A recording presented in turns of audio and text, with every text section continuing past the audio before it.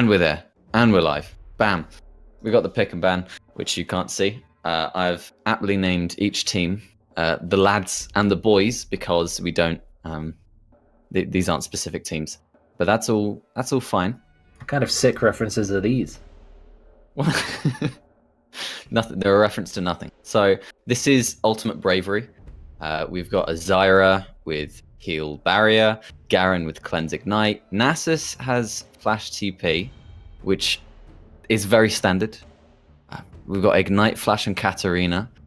That's changed to an Exhaust. I feel like people are still trying to re-roll their Ultimate Bravery things to see what builds they're going to be getting. But either way, this should be fun. This is, of course, just a community night. We're just in it for the laughs, for the giggles. Of course. If there's going to be anyone who can aptly convince you that winning or losing an ultimate bravery match doesn't matter, it's probably going to be you, right? What's that, 3-0? No. 3 Ollie shouts? No, 3-0? No, you. You're right. No. That is me. That is indeed you. All right, so we're into the spectator delay. You should be able to probably join me now on the spectate. I should hope, at least. I cannot. I'll have to wait till you get in game. Yeah. Unlucky, but I suppose we can take this time. Give a quick shout out to your mother. It's Mother's Day, guys. Happy Mother's Day. Been out for a fancy meal with my mum. What did you do for Mother's Day, Ollie? Oh no, it's Mother's Day. It is. Yeah. Oh no. Oh no. Oh no. Let me send a text. Okay, so yeah, while we're waiting, everyone who hasn't yet, pick up your phone, give your mom a ring. She'll probably appreciate it, especially us disgusting university students who live in halls and can't go down and visit. I mean, yeah, we are dutiful sons and daughters of the world. Of course. That is. We have more important things to do than just sit here and watch video games all day. Am I right? No. Okay. Oh, it is today. Okay. All right. I'll send Wait, you didn't believe me? Happy Mother's. Happy Mother's Day. Woke up a little late. Sorry. Community stream, guys.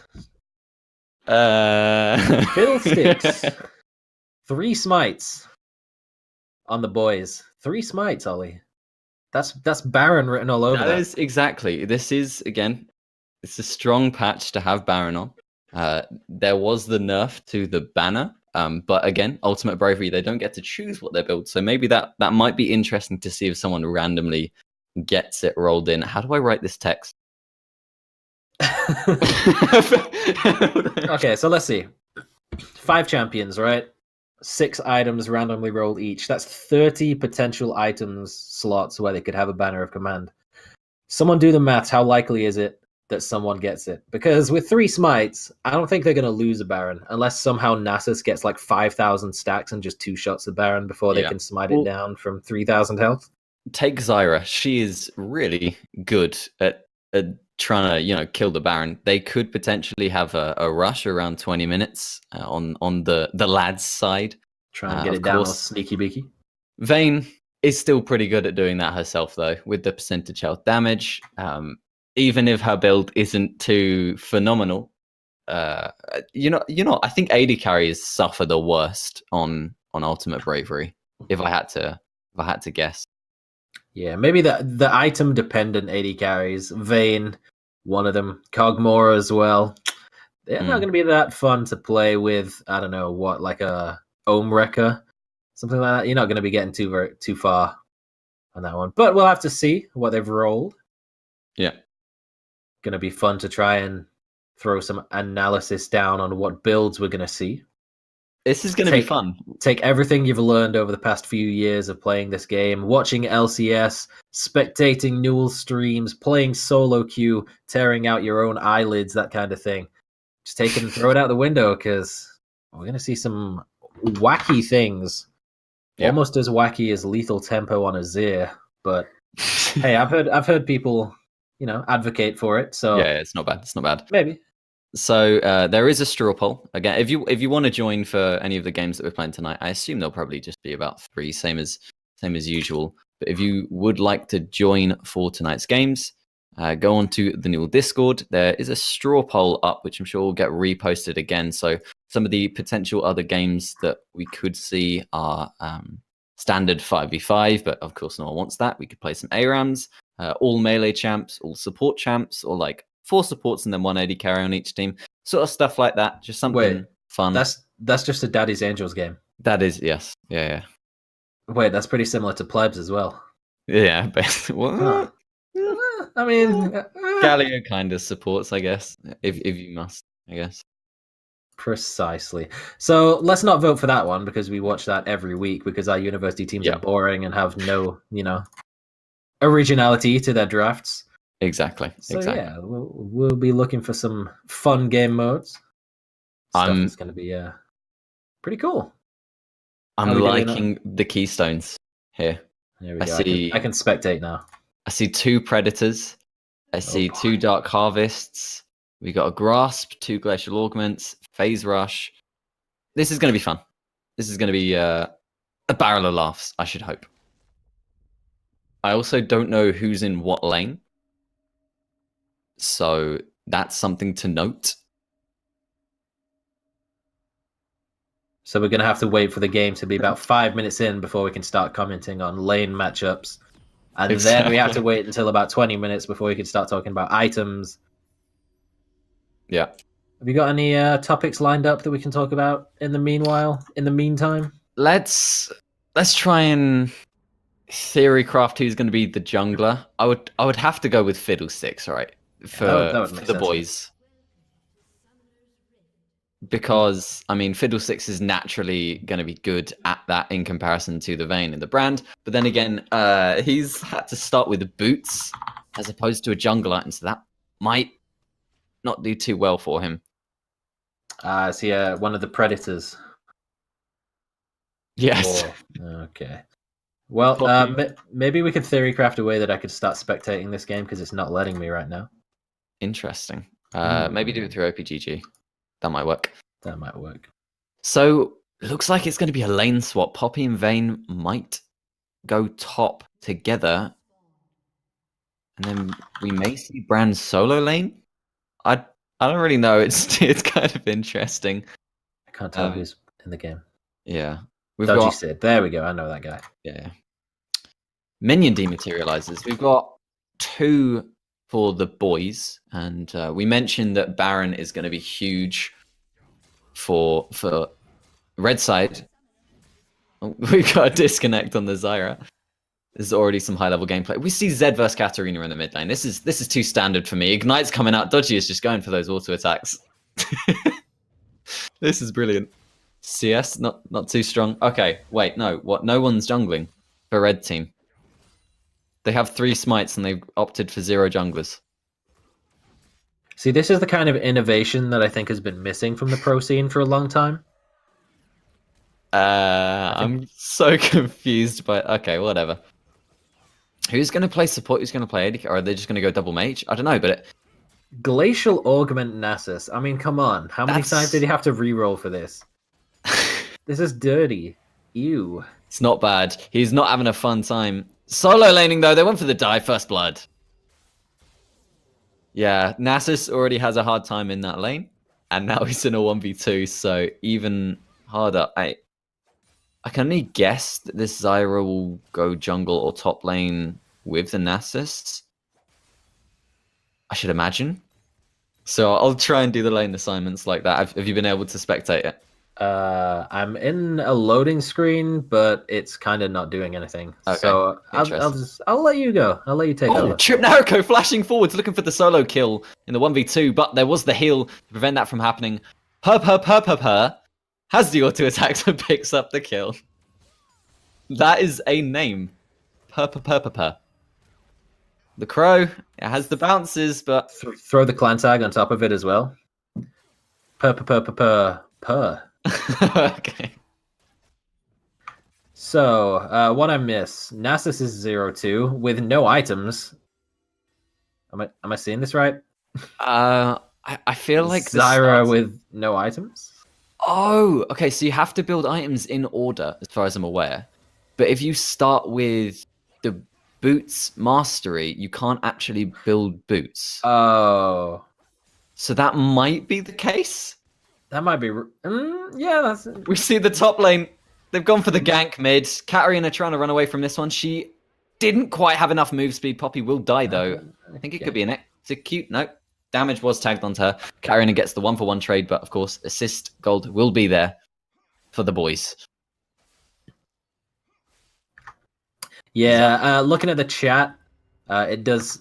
I think you're right. That will be the mastery because they were talking about build the second part of the boots, like Tabby's build armor, and they were like, "Well, there isn't a second part." So boots of swiftness, Nasus, maybe mobility, potentially, boots of lucidity, even maybe. Who knows? This is the kind of theory crafting that should only be left to professionals. This is some seriously high-level theory crafting, that's for sure. Diving on this one, Runic. Now, I believe that's the resolve tree. Yeah, okay. You know what? Guardian isn't actually too bad as a keystone to just get naturally. You know, like no champion is bad with it. If you compare it to another resolve keystone, oh no, the overextension yet again. Bad tumble from Purpa, but they're still going to tag him anyways. The red buff slow was there. Red buff picked up by the Vayne. There we go. Excellent use of the smite. And Predator on Poppy already finished. Level 2 booties. She's a speedy little yordle. Gonna be chasing down Nasus for his third death of the game. Yeah, that is unfortunate for sure. I feel like he could really do with some assistance. Maybe if I am Pazuzu decided to tab back in and start actually playing the game, I think he's just leaning back, sipping some lemonade, watching some Netflix. I don't think he's realized the game's actually started yet. He's still level 1, no items, no minions, sat in his fountain. So, that's interesting. Xerxes Greaves on the Katarina versus Ninja Tabby for Zed.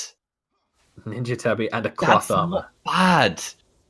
That's really good, Zed. That's pretty fair. Oh, Trip Nariko took an awkward route back into this lane. Slow down yet again. Poppy. Oh, but the speedy looking yodel. for the potential engage Predator.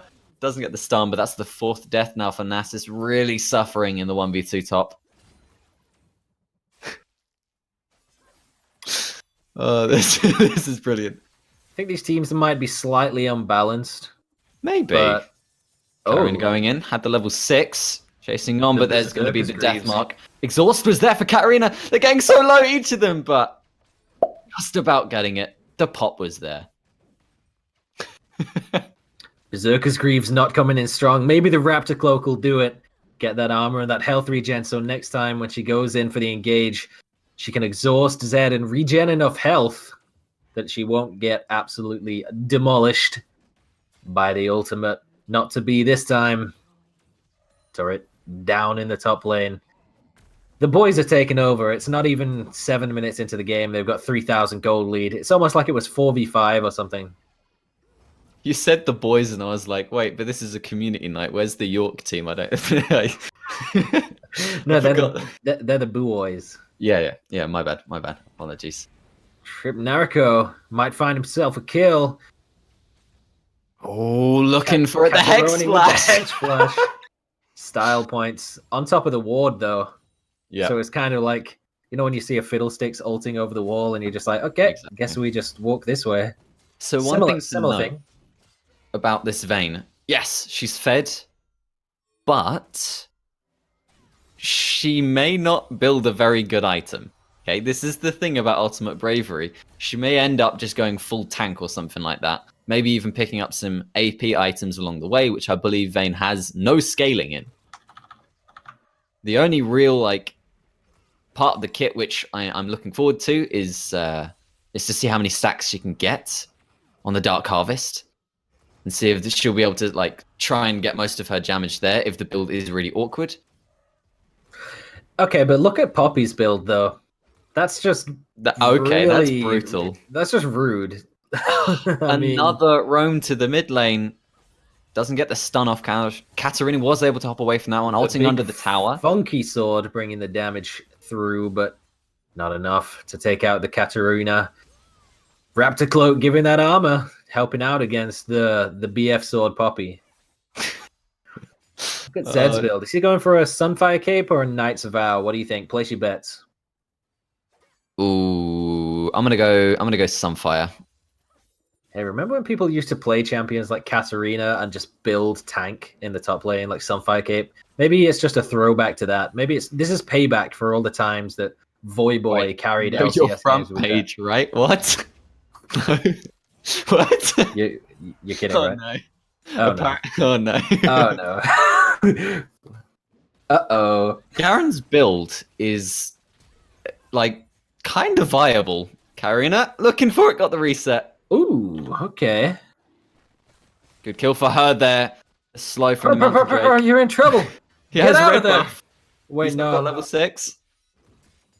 I think he's fine. Just killed to death. Going in on Thresh Hologram. Didn't even drop the ult. Kept that one. Is going in with the support of the Zed, but again, still not quite level 6. Heal is burnt. Red buff using the sword to get away from that one. There's the dunk from Garen, slamming the sword down onto her face. Gets the kill, 4-6. This game is getting a bit more tied up. Okay, Garen's build, though. There's still... I'd like to remind everyone, there is still an AFK Zyra right now. This is still a 4v5. Yeah, don't go thinking that this game couldn't be any more of a fiesta. If we had an extra player, imagine. There we go. Nasus has boots. The fiesta-iness. Nasus has boots. Finally, he can stop playing the game. Let's see what he finally upgrades him to. He's recalling. He's got 3,000 gold in the bank. Poppy taking so much damage. Gets the first kill. Gonna ult Garen away. Okay. Wow, the outplay. Mobility boots. Predator, man. So good. We see it now in the LCS with Skarner and Olaf. I believe Olaf takes it, right? I would believe so. So, you know, it's pretty strong. I think it can be viable on anyone other than maybe Urgot, for example. Gonna be a Sunfire Cape Zed. Katarina winning out on this trade. She has those base damages which aren't counted by anything. The exhaust. Exhaust coming out, looking for the dive potentially. He's pretty healthy though. Is she going to be able to get it? Does do, but won't be able to escape as the tower damage is there. 1-for-1. Top lane trip. Nariko flashing forwards. The Wither is onto this Vayne. She's super slow, but taking the turret shots. Nasus, you're not that tanky yet. And Trip Nariko will fall. There was a point in all of that super intense team fighting that we just witnessed where the gold lead had been softened down to just 1,000 gold from the 3,000 that it was just a couple of minutes ago, but opened back up a little bit again with an obscene outplay from Purr in the top lane. Trip Nariko gets taken down for the 5th time. The Warden's mail not enough to slow the attack speed of this Raptor Cloak building sensation of Vayne in the top lane. Again, Poppy shows in the mid lane. This time not to be as successful as previously, but Predator really loving that. Down. Stun under tower, not caring about those. Oh my god. Oh no, we are front page. No. Can we not be? can we turn it off? Yeah. Can I request a change? No, that's chill. That's all good. So now the boys, they're pressuring this mid lane turret, trying to see if they can open that up first. First turret gold, of course, being a big objective to go for. Going for the dive, dashing away from this one. Deathmark will be there. So wait, Dodgy didn't follow through with any damage. Still has the base damage of the Deathmark. Picks up the kill just about as Zyra reconnects as well. Maybe this starts to look a little bit more fair. Pazuzu, the missing link, could be everything the laddies need to get back in this game. Still managed to keep it to only a 2,000 gold lead, but they might be losing their second tower in the mid lane. But look at that. The Predator Berserker Greaves Zyra are going to be coming out, running down her opponents. Those who would dare defy her while she was away, I don't know, watering the garden or something. It's time to face the fury of the Thorny Lady. Don't mishear me on that. I said Thorny. Ohm Wrecker for Katarina. That's... I called it. And there's one on Vayne as well. Didn't I call that? Okay. So I would have loved to have seen the Ohm Wrecker on the Poppy with her playstyle. She's dived so many times this game, so maybe we just see Vayne pair up with Poppy a bit more. We'll be able to see some more Fiesta. But That is true. Poppy's been Katarina- liking the tower dives. Oh, still level 1.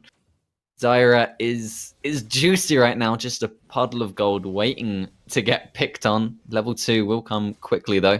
Mountain Drake, that'll be a big one to pick up. Not going to be easy to run down, though. She has level 2 boots with Predator and an Aether Wisp. So I mean, she's sitting on a decent chunk of move speed, about 4 hundo. The tank mid laners just auto-attacking each other for damage. Dodgy Sid will have the level advantage, and due to the cooldown of his E... But the Infinity Edge Poppy is making her way downtown, walking fast. She popped the Predator? Maybe? She's going to get the rundown. Purr doesn't drop the Ohm Wrecker. Actually, already used it. So that's it. No further stepping from our Yordle.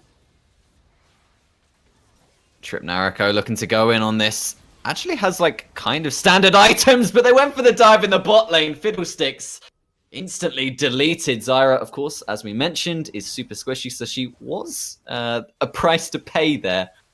But Katarina going so aggressively, getting Deathmark. Poppy goes in, picks up the kill for herself. Now Brand stepped a little bit too far forward and forced to flash away. There's so much happening on the screen, man.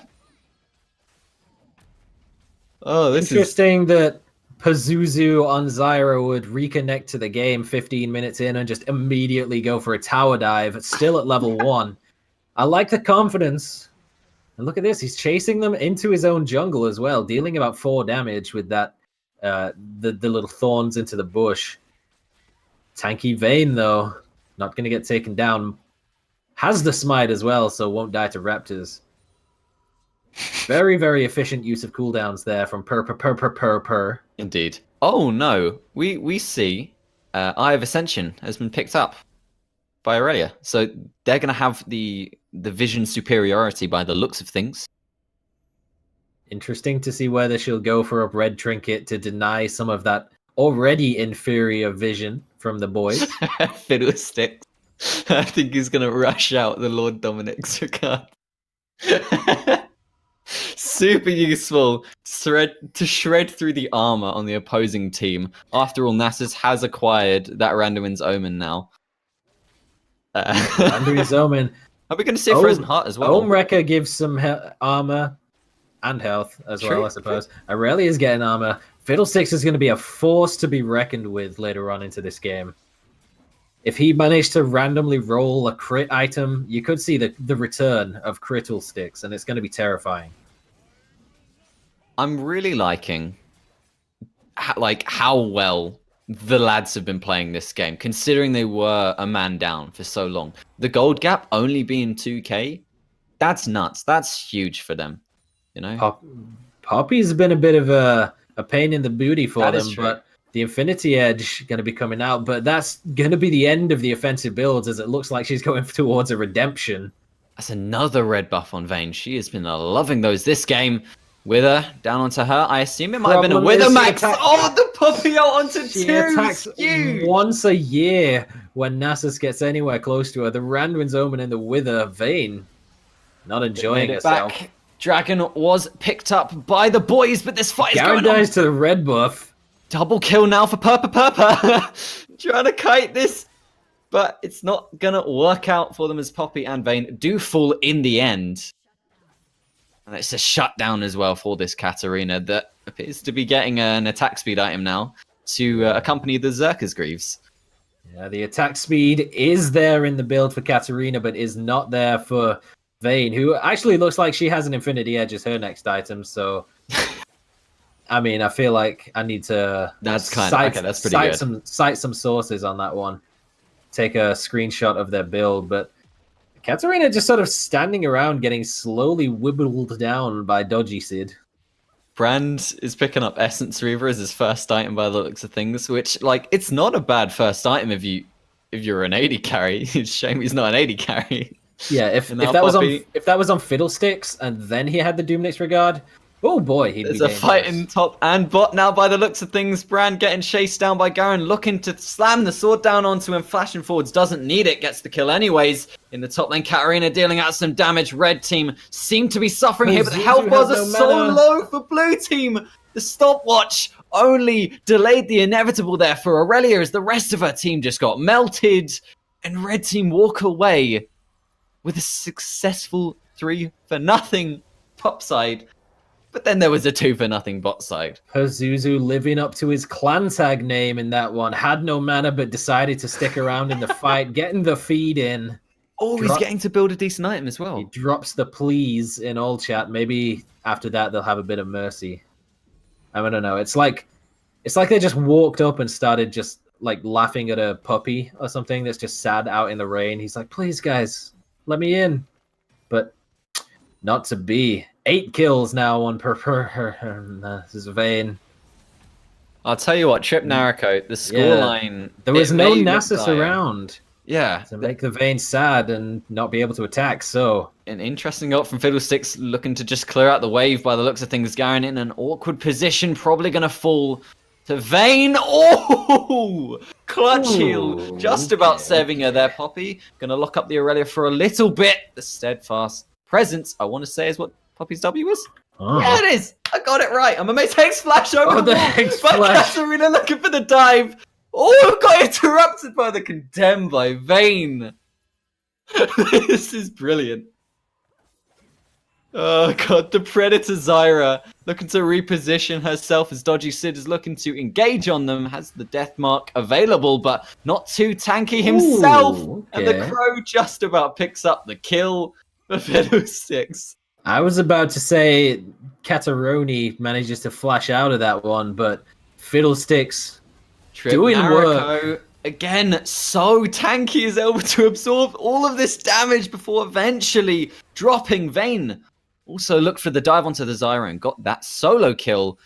Look at Zed's build. He's getting even more tanky. What? This is nuts. If only there was, I don't know, an AP character who was building AP that might be able to deal with him if, I don't know, they were playing for the first 15 minutes of the game so they weren't ridiculously far behind. Things might be going a little bit better for the lads. Dodgy Sid getting a little bit difficult. He still has the stopwatch available. 21 minutes into the game. And there you go. Infinity Edge. Redemption on Poppy. That's good. What are these good items, man? Oh no. Yeah, Infinity Edge, Vayne, Redemption Poppy, full tank Zed. It's gonna be difficult. I don't really know what to say to this. Nasus, I guess he can make use of the Mikhail's Crucible. Save some teammates. Maybe they'll, not die as quickly. Like, maybe save. You can cast it on yourself, can't you? Right? Yeah, that's the thing you can do. I don't know. I don't. I haven't built in any. I don't play support, so I never get hit by crowd control because I'm just. Fiddlesticks coming in with the Crow Storm. Fear down onto Aurelia. She will be able to walk away from this one. Not much damage for the red team. Meanwhile, blue just about escaping from this one. Aurelia the redemption comes in too late. She could have used that to snipe out the kill on Katarina. But Dodgy Sid chasing down onto Zyra, looking to get the kill ignite. Was burnt to secure that one. Going to back away from this. He has the shadows. Absolutely no honor on Dodgy Sid. As to be expected from a man from Kiel. Just diving straight on the poor defenseless Zyra. Come on, dude. Come on. Sorry, what? Did I say something? Twitch chat won't have that. They won't agree with that. I don't know who Twitch chat are, my dude. Oh, no. I said it. What? My dude. Got him. Red buff onto the Vayne Wither's going to be there, so... can we delete the VOD before Morgan finds out? Delete VOD. Get it out of here. Crow following this through, and there's the auto attack. The bounce. Garandel forgetting which team he's on for a second there and stepping close to the bounce comes back through, finishing off Trip Narek over his 8th death. The brand under the turret secures the kill. Poppy had Predator. Chasing him. Not sure she'll be able to secure this one. Q provides him with so much move speed. She's got it, surely. Oh, well, Vayne. it doesn't matter because Purr is back. Oh god, the passive from Poppy gonna pick that one up. Just The double long infinity edge range. combo. It's working out. Brand finally appears to be able So- to build some AP for himself. A Spellbinder, first item on the Zyra. That's pretty good, I guess. I mean, I suppose if it's man. in a situation like this where everyone is just A-ramming Clumped down the together, middle, yeah, like exactly. literally A-ramming down the middle, maybe. But she's gone up about 10 stacks in the past, 13 seconds. Got an extra stack from her ult, but Vayne looking to engage now. Again, that red buff. It seems like she permanently has it. Constantly slowing whoever she's chasing, having the passive move speed to help her reach the target. And today that will be Aurelia. She was looking for the trade kill, but Fiddlesticks hopping away with the ultimate. I mean, when you don't have any AP and it's not really doing much for you, you might as well use it as a repositioning tool. It's Hex Flash Part 2 Ownbreaker onto the turret as they're looking to secure this. Katarina diving in, trying to deal some damage, but of course she's not going to be doing too much. Garen gets the shutdown onto Vayne. Oh, this is brilliant, man. Spirit Visage looks like it's going to be the next item for Vayne as well. I'd say that looks a little bit more like an adaptive helm. Oh, true, true. So that's going to be helping out against all of the spells that are coming out from... Well, it's going to look good in the inventory, at least. The purple is pretty nice color. It's decent against. Dodgy Sid. He's Woo! going in. And he's not getting back out. Psych! There he goes. Psych. Poppy looking to get it. Oh my god, the charge using the minion to go into melee range and pick up the kill with a Q was genius. But Aurelia is there, of course, to get the trade kill. Who was I to ever doubt the full tank Zed there? still has to stopwatch. Poppy just Oh, so bought does one for Poppy. herself. She just bought she that bought- one. Oh, is that going to be Azania's then? That Yeah, it is will going to be Yeah, Azania's as the next item. Going for the hybrid Poppy build. yeah. Look at Zed. Look at Zed. A little bit of 80 carry. He's getting some armor penetration. He's actually going to get a decent item. Yes. That's brilliant. I mean, the items that he has have been doing him pretty well. He's 6 they and 1. work. He's definitely got the cleanest scoreline, I would say. Arguably with the Vayne. Adaptive Helm was picked up for her. That's the second dragon now for the boys. Oh no, this is disastrous. Zyra, 25 minutes into the game, after Gets a missing tear out, of the goddess. No. after skipping the first 15 minutes due to Skirmish in the unforeseen top lane now. It's the circumstances. 2v3. Vayne's positioning. She's going ham onto that Zyra, but they will be able to protect her. Killing the Vayne, and now Dodgy Sid trying to escape from this one. He is a tanky boy.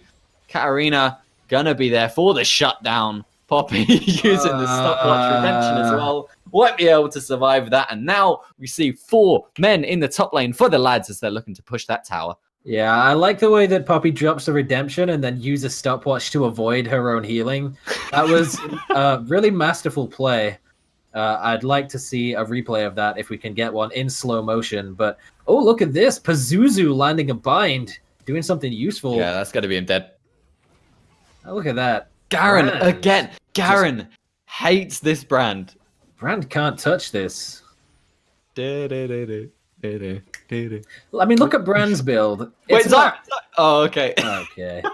I mean, look at Brand's build, right? It's not awful. Like, yeah, the AD's not that useful, but I mean, just pretend it's like a, I don't know, like an Archangels or something. Yeah, you just need to weave in get, a couple more auto attacks. Yeah, just get the cooldown That's reduction all. for your Katarina Luden's looking Echo. to try and escape from this one. Realizes she won't. Tries to do as much damage as possible before she falls. Now they're on the chase. This Aurelia doesn't have many escapes. Predator from Poppy means she will be able to close the gap. But I think that will be it. Barrier popped, but it will only stall it for a little longer as they get the auto How did attack Vayne get that through the kill? wall. That Garen build is not troll lol. He's got a Sheen plus a Ravenous. The only sort of troll bit is the own record, but he's tower diving, so it doesn't matter. Now Trip Nariko, look for the cheeky recall. Got scouted out by the Poppy. Has no mana. Much like Freak. Zyra won't be able to assist him as the auto attack damage. I Here we told go. you, It's, man. it's That the Dark feed Harvest. coming back in. Ownbreaker onto the tower. I've never seen such masterful use of items. Excellent barrier usage, but the auto attack was there. Katarina now looking to chase this one. Gets the shutdown with assistance from the tower. Zonya's was completed, so Poppy has the stasis, but it will only stall for a little bit longer. And there's the double kill for the Katarina. Poppy will never let her teammates die alone. She'll always go and donate herself alongside. Has the Predator to do it faster as well. Didn't actually use the redemption that time, so didn't get the style points for dodging out of her own redemption. Just decided to die straight up. An update. My mum replied, "What? You've seriously just woken up?" Your mum doesn't know you at all. Garen picks up the kill onto Fiddlesticks. Dodgy Sid looking to get away from this one. The last auto attack wasn't there from the Garen, and now he's in such an awkward position. Heal was there. The stun connected. Wait, Garen just flaked so hard. They had the sandwich down, and he was like, "Nah, I'm gonna hop over the Baron wall," and Katarina just gets taken down. Rand overextended to try and pick up that kill, and now the support from the lads will be there. And he falls. 5th death of the game. So Nasus had a rough start, not being able to build any items thanks to the old magical boots. But now look at his build. Poppy cleansing the root from Zyra. Looking to go through this. That is an excellent ultimate from her, though. Barrier now use redemption. Will it be able to save them in time? Not quite. Now Vayne has to look to escape this. Aurelia got so low. The red buff will pick up the kill. Second one now in the 2v4 from Vayne. Looking to escape. I don't think it's realistic. And she will go down. How many kills has there been this game, man? Quick maths, that would be 61. Nice.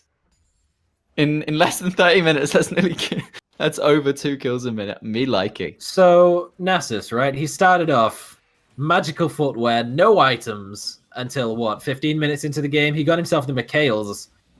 Well, no, he got Randuin's first, then the Mikhails. But since then, he's on a Sunfire cave. He's building towards a Thornmail. This guy's hacking. Did he rewrite the Ultimate Bravery website? Did he inspect Element and change his items?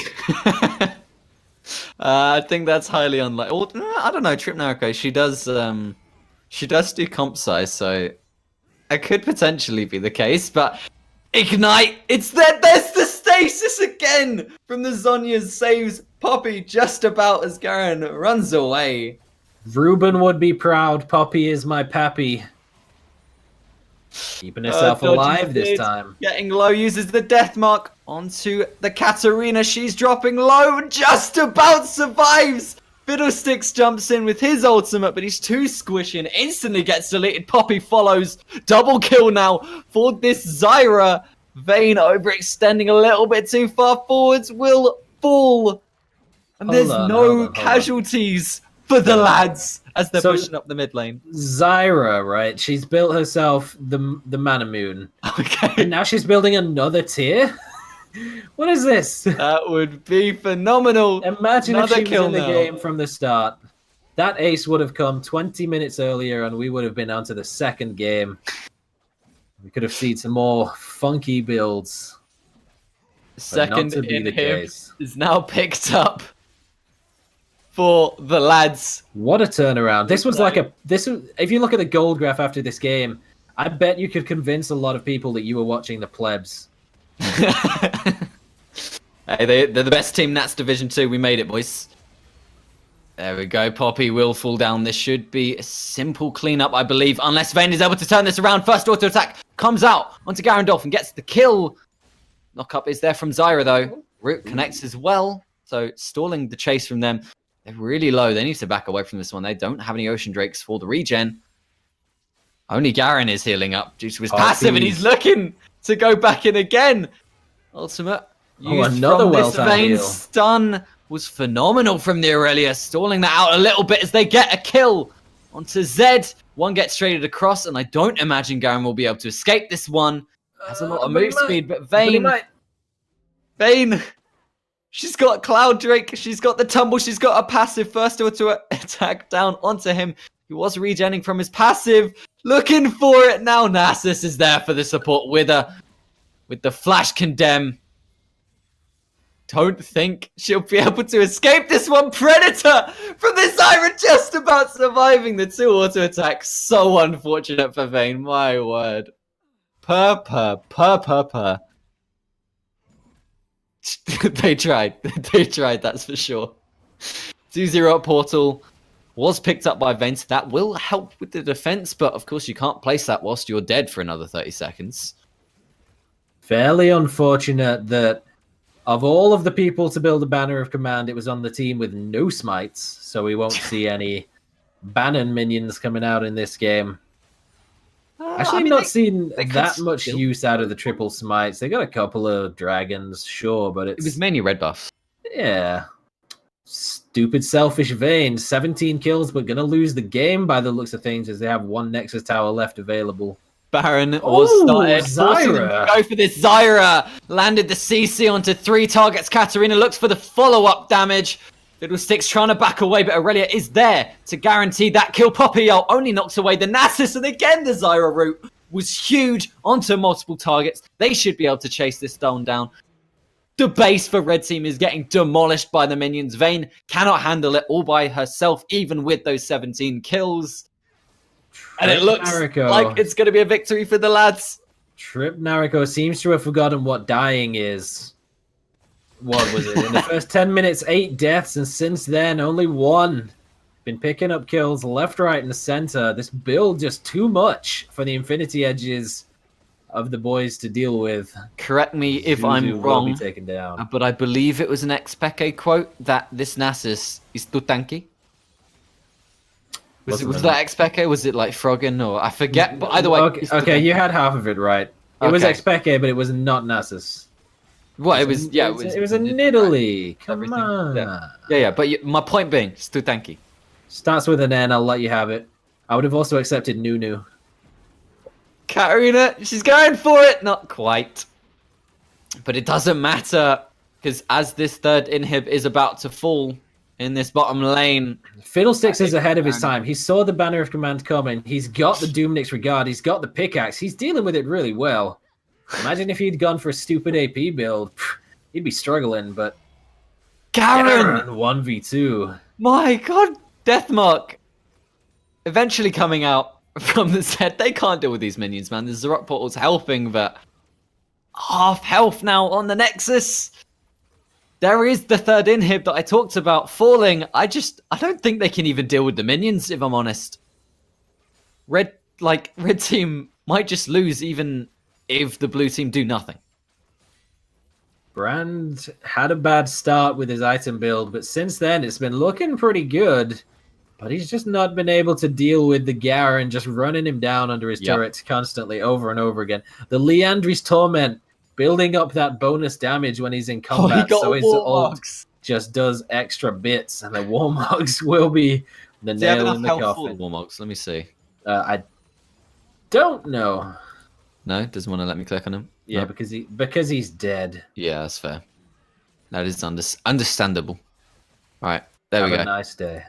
He does. Oh yeah, he's miles over. Yikes. Unfortunate. So we'll be able to make use of that passive. Inhib 3-spawned mid and top, so that's really good for Red Team. Boys might be able to utilize this. Maybe if they go for some sort of Baron steal, if the lads opt into that. That could work out for them. Maybe they'll be able to come back into this game, but I mean, it's so dire. At this point, Poppy looking for the engage. Redemption coming out into the rest of the teammates. Fiddlesticks getting melted by just the Aurelia ults. He uses his own ultimate, but it's only onto the Nasus. Looks like he's going to fall now to the Zyra. It is the 1-for-1, but it looks like it will go in favor of blue team if the fight continues. To back away from this one. Root did connect onto Vayne though, so re-engage from Katarina, dishes out the full channel of her ultimate. Dodgy Sid going solo, just about escaping. Poppy is also on barely any health. Aurelia just about gets 2 of them. The double kill for herself now. Brand in an awkward position, not able to land any of the abilities except from the Eon to the Katarina, which was just about enough. But the replay yet again ults onto this Brand. And the only man alive now is Zed. for the boys. If there's one thing we can take away from this game, it's that Riot know how to make abilities look and sound menacing, because every time... Channeled through by the Aurelia, looking for the dive under the turret, but no, that's too tanky! Shut down! There we go. They weren't able to end the game. Every time this Fiddlesticks channels his ult and gets into a fight, everyone runs away, even though he'd be doing, it does 0 damage. 6 damage a tick or something. Oh man, minions funneling into the base again. Fiddlesticks. Look at the drain damage. Do much. Ultimate again coming out. Trip Nariko not even feeling this. She like barely has any MR either. So double kill now for the Garen, looking to make it a triple. Cleanse used by the Poppy to try and escape. Oh, the Guardian from Brown. Excellent. Finally does something. Vayne's up, going to be able to chase them down, looking for the kill. Warmogs is about to kick in for this Garen if he's able to run away. Yes, just about has it. And again, they have to back away for the minions. Who's this B-Tech caster? His name's Saga. He's from Salford, and he's my friend. God. We're not friends. No. Okay. We're Poppy. Looking to... Oh, God, the snipe! Garen wasn't able to sidestep that one. Does have the interrupt on the Katarina ult. Poppy, honestly, Poppy's playing such a fun style. Are you talking about Garen or Garandolph? Because I was expecting Garandolph on Katarina to be a lad and tank that one, but sort of just wandered out the way and just watched Killed to Death get killed to death by the Poppy ult just flying down the lane. Yeah, you really wanted to make that pun, didn't you?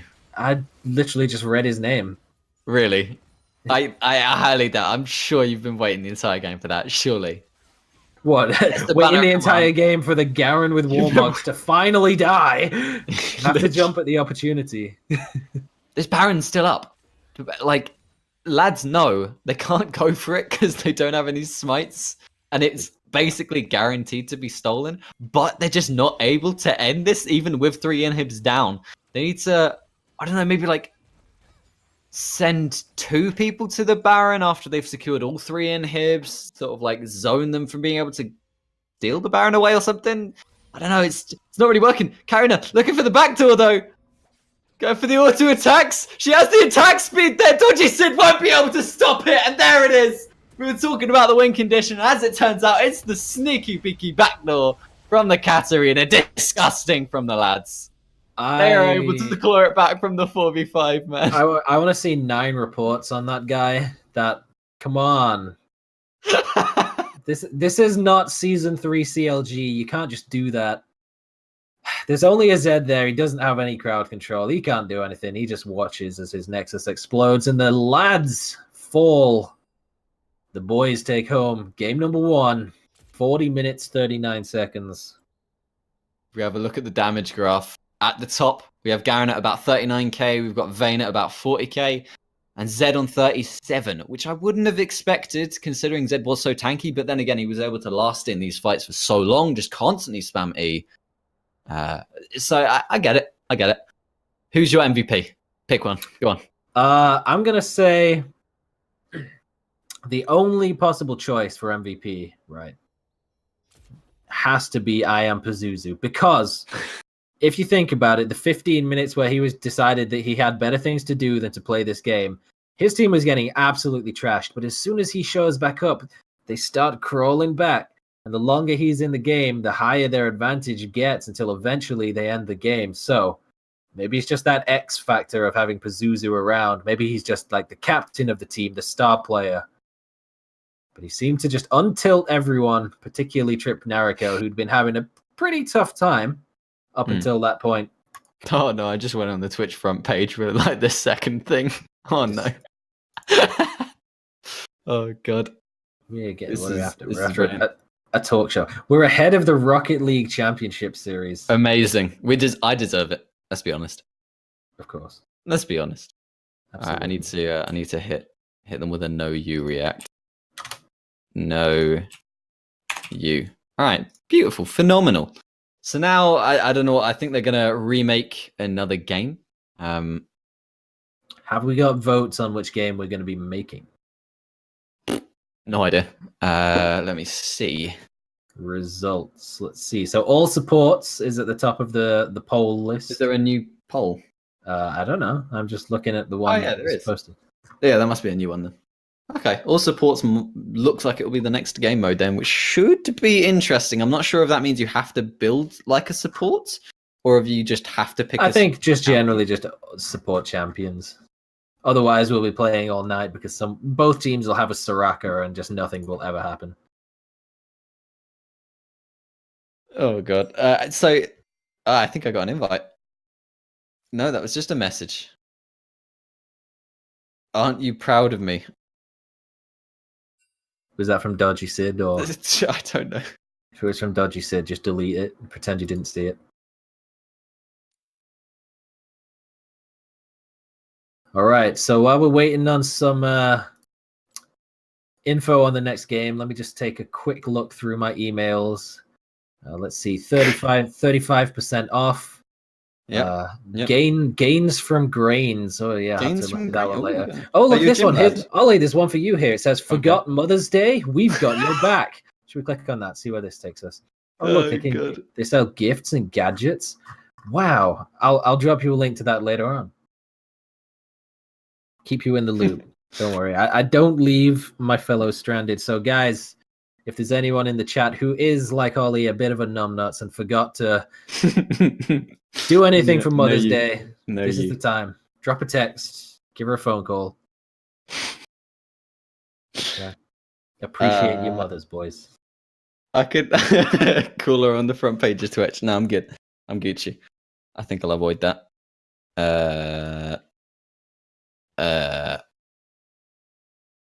I'm not gonna lie.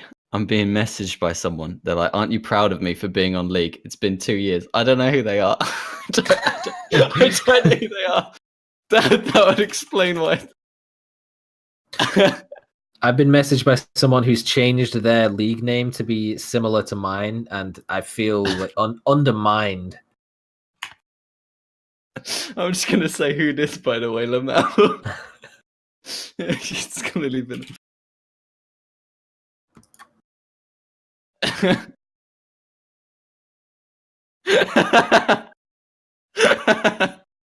Oh god, I feel awful, but at the same time, it's hilarious. So I don't.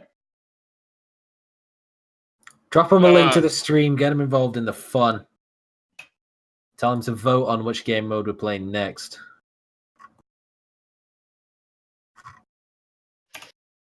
Everyone's getting into the community night lobby.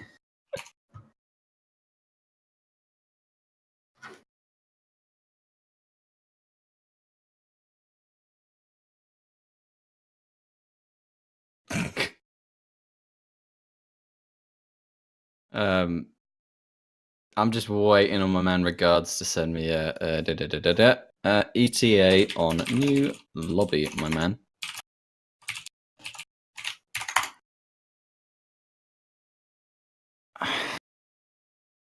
I'm sure we've been over this already, but what have you got in your shop? Oh, okay. What have I got in my shop?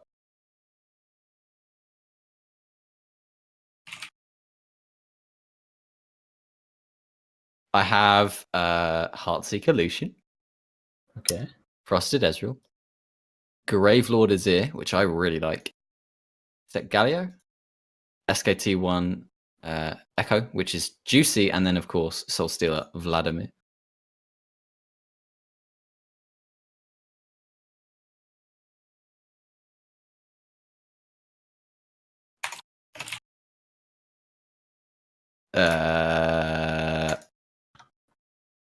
I got myself a Warlord Shen. Got a Matador Alistair, a Deep Terror Thresh, an Apple Shill Blitzcrank. The Gregor skin where he drinks like an actual human being. Yeah. Oktoberfest. And the Zyra skin that looks almost like it's from StarCraft. Okay, so they've linked all of the support champs in the game. That's good. But people like Zoe are included on it, apparently. Interesting. Apparently? Wait, I'm trying to look. I don't see Zoe name. Where is it? Oh yeah, she is. think if they're going off champion.gg, it's just things that people play as support. Doesn't make them good at it. But I mean, Rek'Sai is the number one win percentage. I mean, support. honestly, Rek'Sai support is pretty good.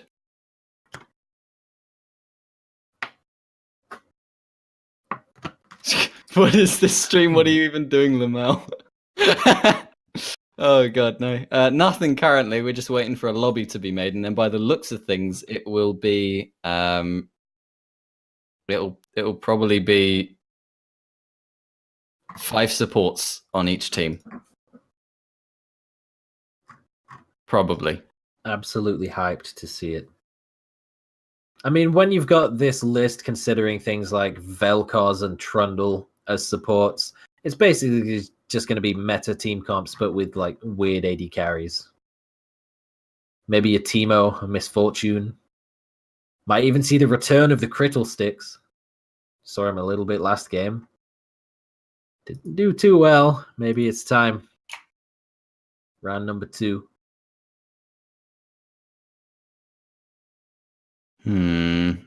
Critical Sticks. It wasn't phenomenal. Let's just say that. Wait, Jessica has the name. Oh, it's with 3 S's. She doesn't count then. That's fair. I need an invite to a lobby. I've been told 5 mins, so I'm going to put a 5-minute timer up, and if it goes longer than that, then we all flame NUEL regards. Okay. Not me. I was planning on doing that, so I'm down. I'm not in charge of this part. The little break part's not me. I couldn't seem to get the music to work. I would be playing music right now, but like, it didn't want to. It didn't want to. No, you know what I mean. What did you say about me? What did you just say about me? I just said, welcome to the front page, ladies and gentlemen. With the highest level of content. Big boys. No. I love that Alex had to message me like, still, please take extra care with your language. Okay. I promise. Can we all just take a moment to appreciate NUEL Josh? Okay. I want everyone's ears perked up and ready to listen. This dude, he's amazing. He's phenomenal. All right. Quick, say something good about him. I love Josh. Josh is great. Don't get it twisted though. I'm not talking about Snowblind. I'm talking about the other Josh. Yes. Josh is my favorite person after Ollie, obviously. His name starts with J for great. Yes, that is true. What? So, okay. So me and Josh, we go way back, like at least a couple years, right? Or less. And, I could tell from the first time I met him in that little coffee shop, bar, cafe, place thing. I knew from that moment, me and him would have a great relationship since then. I instantly knew he would be my woman crush Wednesday, Were you on a date? No. Okay. It was a meeting, I swear. Very important, very official. Only big boys allowed only. I'm watching you. Big lads, big boys, big lad boys. Love me some boys. Anyway, quickly changing the subject. What's the timer on, Ollie? 2 minutes 36 currently. So that means that we're on about a 1 minute and 18 seconds delay on my stream. Yeah, okay. That's fun. Okay.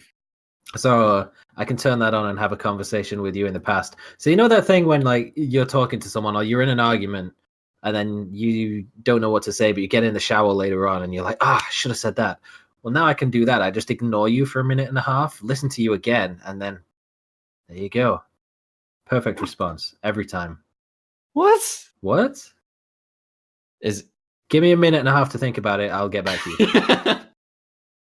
Shout out to the sponsors. How about that? We can do that. We can give a shout out to this one. Who are they? Asus and Republic of Gamers. Man, I do too many streams, so I don't know what the sponsors are. Hertfordshire have different ones. We have different ones at Kiel, so I had to look at the picture. Asus Republic of Gamers. Good lads, good stuff. Twitch student, I can say without a doubt, Twitch student, they're phenomenal. Tell you what, their talent scouting, brilliant. Okay, because they recognized me and they recognized Kiel. So then again, same for the NUEL, for having us to do this stream. Excellent decision of them. I'm sure they'll never regret it, and they will let us do this again. I can guarantee. This will be an all supports match. I have been confirmed.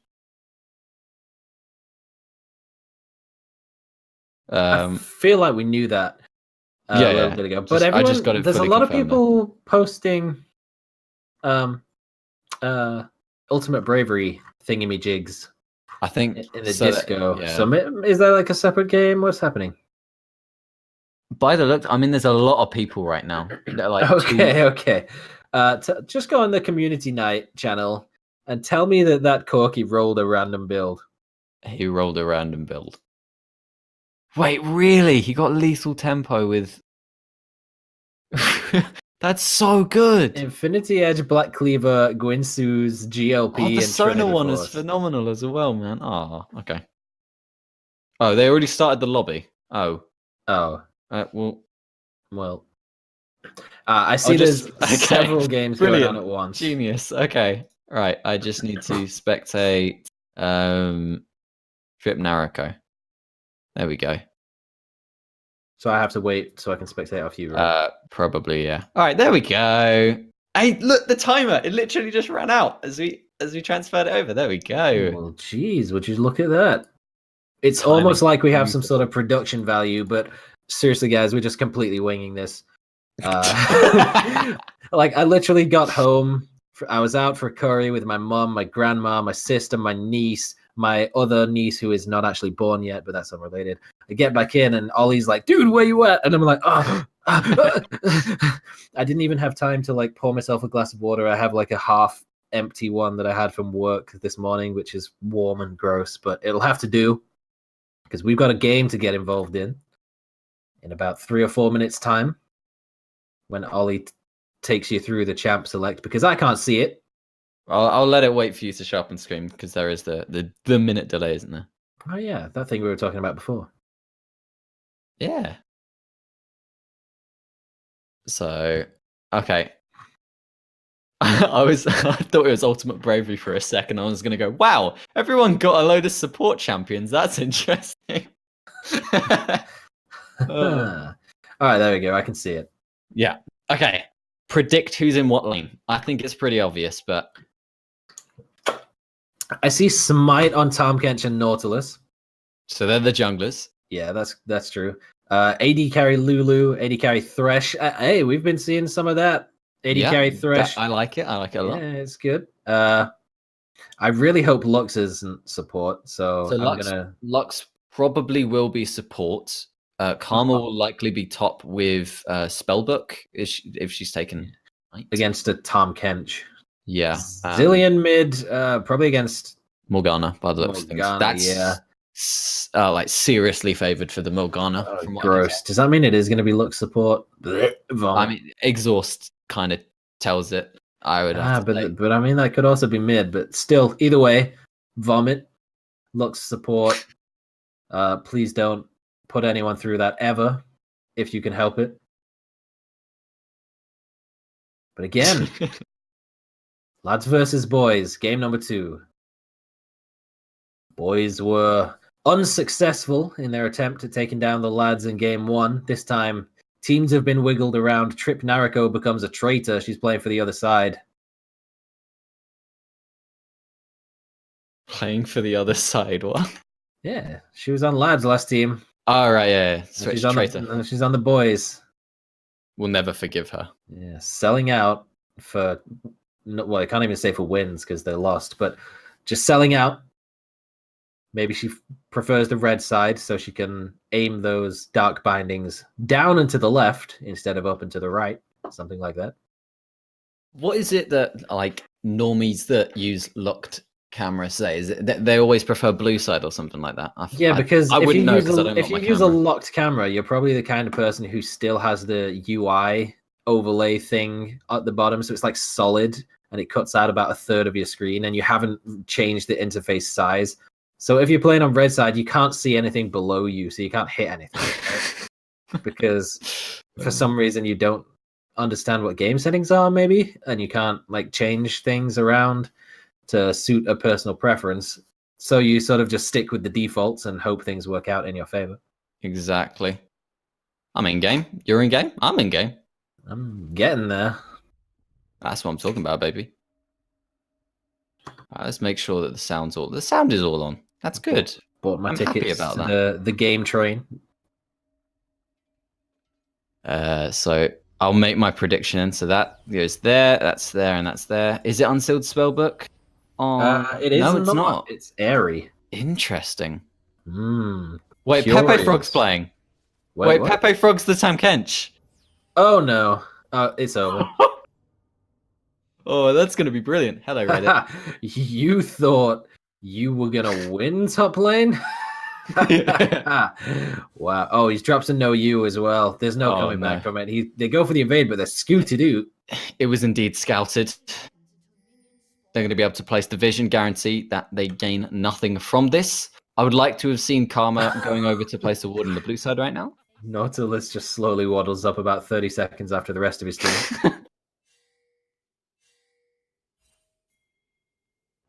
I think the players are aware that chat is enabled. So whoops.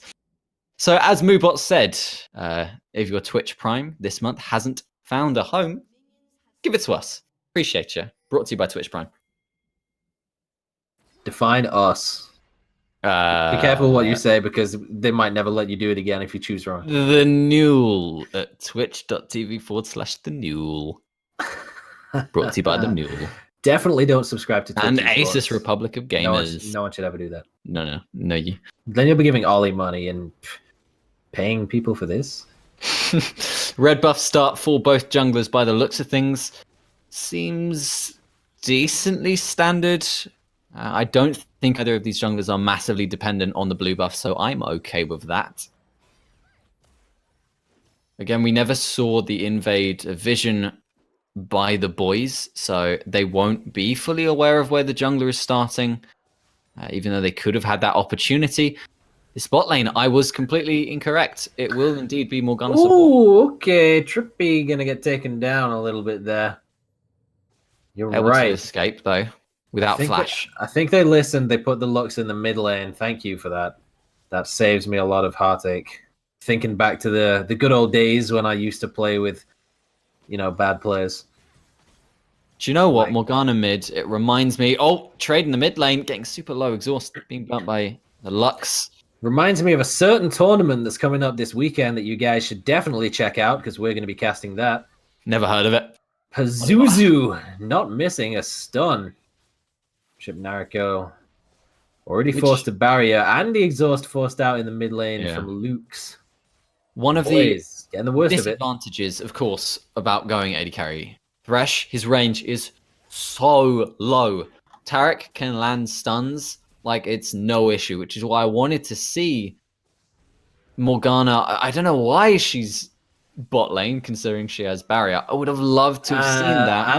And they both have Spell Thief's Edge, so I think they kind of just couldn't decide who was going to go where in Champ Select, and like maybe played rock, paper, scissors, or just, I don't know, raced out of the fountain to see who got to mid lane first to stick it. May I draw your attention to the fact that Tarek has a Doran's Blade? Yes, you may. Okay. Interesting. Curious. This is going to be a phenomenal gank now from the Tam Kench. Well, might be Nautilus gank in the top, though. Ganks on both sides of the map. Hook does connect onto the Karma, though. I think it's Pete Frog missed a stun, though. This one does that one's gonna slow from the Tongue Lash. Seems to be delaying the auto attacks for some reason, trying to give the kill over by the looks of things. Nice flash. To the top laner, flashing forwards.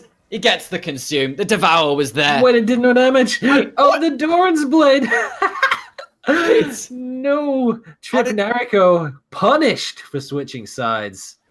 Pazuzu says, you once were my ally, but now you are my adversary. Puts him in the ground. Oh, fast forwards with the binding, phenomenal play there from Lux. The balls on that He man. needs Such summoner woman. spells. I would never assume gender. It's a Lux player. You can probably yeah. safely assume that it's. Whoa! What? No, no. You're right. Nautilus missed the hook in the mid lane. That would have been a free kill. Otherwise, there were no summoner spells. There was no mana on this Lux. But unfortunate for him, Tamkench was there to potentially assist if it did go sour. And teleport from the Zillion takes him back into the lane. Looks like we have some better Ultimate Bravery builds rolled this game, as both junglers have jungle items. I wonder how that happened. They must have refreshed a lot. Both the mid and support for the boys are currently holding on to a support item. So I think, Spelthy Sedge, I think they both thought they were support. Which is interesting. Blame the exhaust. Yeah. Not sure whether you'd really need an exhaust if you know you're going up against all supports, unless you have like a super aggressive support. Maybe like a Blitzcrank or something. I don't know. There's a point. Why is nobody playing Blitzcrank? Oh, yeah. How can you have an all support? Wait, why was there not a Blitz Thresh lane? That's phenomenal, man. Oh, well. That's fine. I think Blitz Alistair is better than Blitz Thresh, but I don't know. Maybe it's just because everyone I play cheesy games like that with, none of them can actually land skill shots. Have you ever seen Which is why we have to play cheesy games. I haven't, but I feel like we're going to at some point next time we play. It's funny. The Swain passive just pulls them all the way in when Alistair lands any form of CC. It's fun. Now, one thing I want to point out is this Lux honestly suffers by having exhaust. Anything would be better against the Zillion. Barrier to prevent the burst. Let's talk about it later, because there is going to be a counter gank from this Nautilus in the bot lane. Does appear as though Tarek will get traded for the Morgana, now killed to death, trying to back away from this. Tongue Lash wasn't quite there for the stun. Top lane Pepe Frog's going to get the solo kill. He is that master of the top frog, much like Watley. Shouts to Watley. PP Frog in the top lane just running down Thresh Hologram, who bought a null magic mantle and then thought twice about it. Yeah. Said, you know what? No, I'm sick of this. I want to start winning this lane. Builds an Amp Tome instead. Yeah. But the Spectre Scowl from Mr. PP. Hook connects onto him, but it was all an elaborate bait. His kill to death was just trying to wait and see if they can get the pick off. But Tamkench was still lingering around, so it wasn't happening. Chrono Shift forced out in the mid lane. Lux never used ult for that. Yes. Still has it up. Not sure how that one happened. Maybe he got a little frisky with a cannon minion around or something. Okay, there we go. Now Tarek has his support item. I guess no one knew he has a who support was item, play. but then he bought a longsword as well. So still just trying to get the beat down in the bottom lane against the double ranged supports on the other side. Lulu going for the machine gun build. I feel as though there was definitely a lack of communication from both teams. Tarek took quite a bit of harass after that binding connected to him, but he is able to heal it back up. Also, wait, do you not know? You can look at the map. You see the buff. Okay, he spots it out. Okay, guys. Lux is there to support this. Again, Ultimate is available for her, but Tarek, please deny the blast cone. Please. 6 is available. Doesn't matter. The depth charge. Ooh, that curved around the wall. That was tasty. Excellent punish for the overextension there. Beautifully done. Lads were in a bit of an awkward situation, but the response was there from the team, and they pick up 2 kills themselves. That's nice. It's juicy. So what do you think about guys? This? Yeah. If you're jungling and you go to one of your buff camps and there's nothing there, but you can still see the icon in the minimap, it means you're being counter jungled. So drop a ward and get your team over there, and you too could be the proud owner of 2 free kills, like the lads were in that little situation there. Catching out Killer Care Bear overextended. Flashing forward. What? Ooh, the one shot. The That must- Dark Harvest whip. Was that a crit? I feel like he had way too much health for that to have not been an 8% crit with his Brawler's Gloves. Oh, sorry, 10%. They buffed it. I don't know, but it was disgusting. Well, that's And now AD Lulu Thresh. got flanked. This blue buff, it's going to go over to someone, trying to see if she can get the trade kill. Trip had the barrier, though. Ran out of vision. Might not have mattered. Did have the wild growth available to maybe try and force that kill, but chose not to. Dies with integrity. Trades in the mid lane, Not ultimate again. for ultimate, but doesn't look like she's going to... Oh, no! Oh, but the exhaust that you were flaming comes in big. Yes, but Lux, the auto attack... Walked back into a time Harry! bomb. Eri picking up the kill. The Tom Kench 1v1. Brazilian. This is going to be pure intenseness. Pepe Frog going to have the advantages. He's got the higher level. Lands 2 stuns already. Opted for a really late devout. Where did the tongue just go? Ultimate from Nautilus. Gonna CC him. No comment. Okay, yep. Finding lands onto Lulu. The effective health for the lads with this combo. Tarek can heal. He can prevent damage. Lulu can shield. She can ult everything. The amount of health that they have access to is nuts. So I don't see them realistically ever losing the straight up 2v2. This was all... Flashing forwards with the stun, and they're going to be able to take the kill. They do. Could you imagine how disgusting last game would have been if this guy was playing? Yeah. Nutty Jeez. player. Absolutely deserves the MVP vote that I so humbly gave to him last game. Making use of that passive, they're going to be able to get that bot tower. By the looks of things, that will be a huge gold swing for them. I think this as if they weren't already 4k up. Now they're 5k up. The entire lads bottom lane has been some sort of marketing ploy to try and get the boys to think, hey guys, Lulu's building AD carry. Look, she has Berserker Greaves. Oh, look, she has a recurve bow. Look, she's going to be auto-attacking you. So whenever there's a fight, Maple Wings and Trip Nariko are like, kill Lulu. Sam Kench taking so much damage, dropping really low. There's the stasis now from Lux, going to be able to keep her alive as she flashes over the wall. And they do win the 2v2 for the boys. Nautilus now joining the fray. Gets the hook onto Karma after Shock does it takes a bit of damage, but she will be able to walk away from this one as the Tether does stun Nautilus. It's decent. This is what you need of your other boys. You're so far behind at this point in the game already. It's not even 15 minutes. You need to be going for these favorable trades, but now Karma stepping a bit too far forwards. Ultimate from Nautilus yet again. Killer Kerber is there for the Devour to try and get her away from this one. Maybe spit a little bit too early. Bombs go wide from the Zillion. Damage is going back. No! He stepped into it! Nautilus gets revived by the Zillion ult, and now Tam Kench is in a 1v4, which he will not be able to win. Goes down. Wow! What? No! What? No! How has Killer Care Bear ended up with 5 kills? This game makes very little sense. It's what we like to see, though. Is killed to death. Has the double buff. Nariko getting chased down. Red buff is putting in so much work for him. Again, we were talking about that effective how stun connects. Killed to death picks up the kill. Third one for him now in this game. It is looking so good for the lads. Look at the goal difference. It's still growing.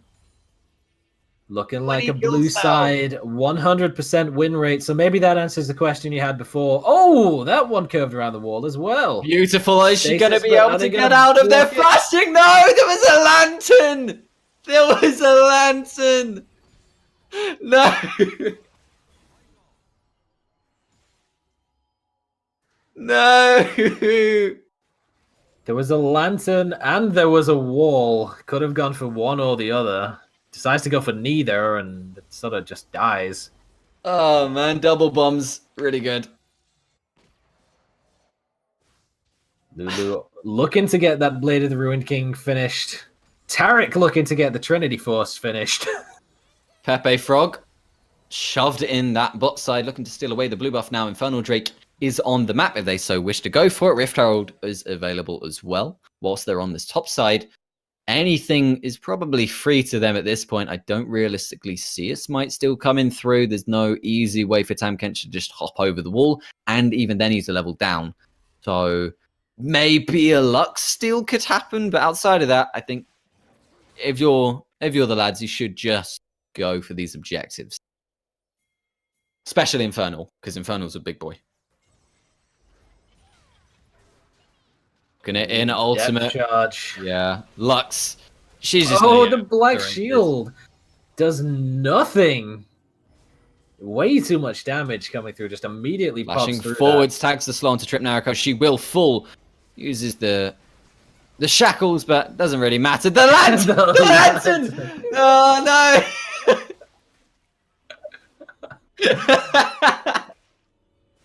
I feel like every time you see a dude complaining on Reddit that AD carries never click the lantern, that's the kind of play that those Thresh makes, and then they just go and blame it on somebody else. So what can I say? Well, exactly. You can't blame the AD carry, you can't blame the support, because they're one and the same in this game. And there we go, the Infernal Dragon is now picked up by the blue team as they look to recall, spend all their gold, and hopefully look for that mid tower, maybe Rift Herald, look to really push in the map now that they have such a grip on this game. 15-minute Triforce for the support Taric.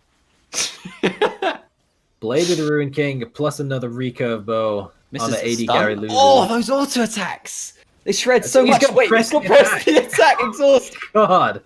Being bodged, she lands the binding onto him. Maybe she'll be able to get him. Ultimate is available if she wants to go for it. Doesn't need 2 Devours there. She's gonna shoot. Nope. Missed. Cleared some minions though, so actually landed it, but Zillion pressed a button, so he pressed the no fun button.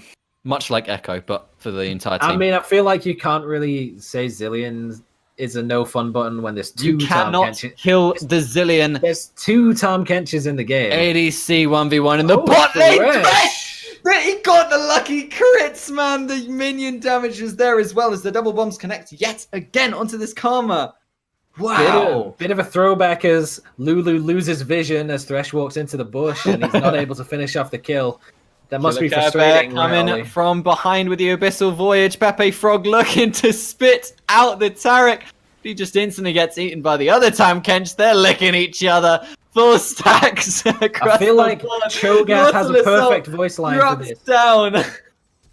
Onto Trip Nariko. She can't escape. Cho'Gath has the perfect voice line. He's been watching VODs of this. Every time he says, "Who will be eaten first?" that is exactly what's going through our heads as the Tahm Kenches just beating down on each other. Both of them have 3 stacks.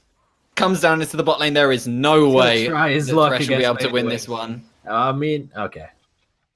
I was going to say I thought something similar when Lulu got the jump, but no. Nah. Nah. Too much burst damage. So I'm rewatching that Lulu play. She was so far ahead. The hook even missed, but he got 2 crits in a row and then flashed into the bush. So she no longer had vision, and the minions just put in the work. So just really super lucky from him, to be honest. The binding on to kill to death doesn't matter. Auto attacks are down. No bushes to flash into there. Yeah. I think we're going to see a Wit's End next from Lulu. Yeah, looks like the way that it's going. Going to see the static Shiv Infinity Edge coming out of Thresh. So that first hit, empowered, gonna be smacking nerds down. Will be picked up by Pepe Frog. He's finished his Spirit Visage. And he's realized, oh wait, the AD damage on their team, the Thresh, not really an issue. Don't need to build any armor. I'm going to go for some damage for myself.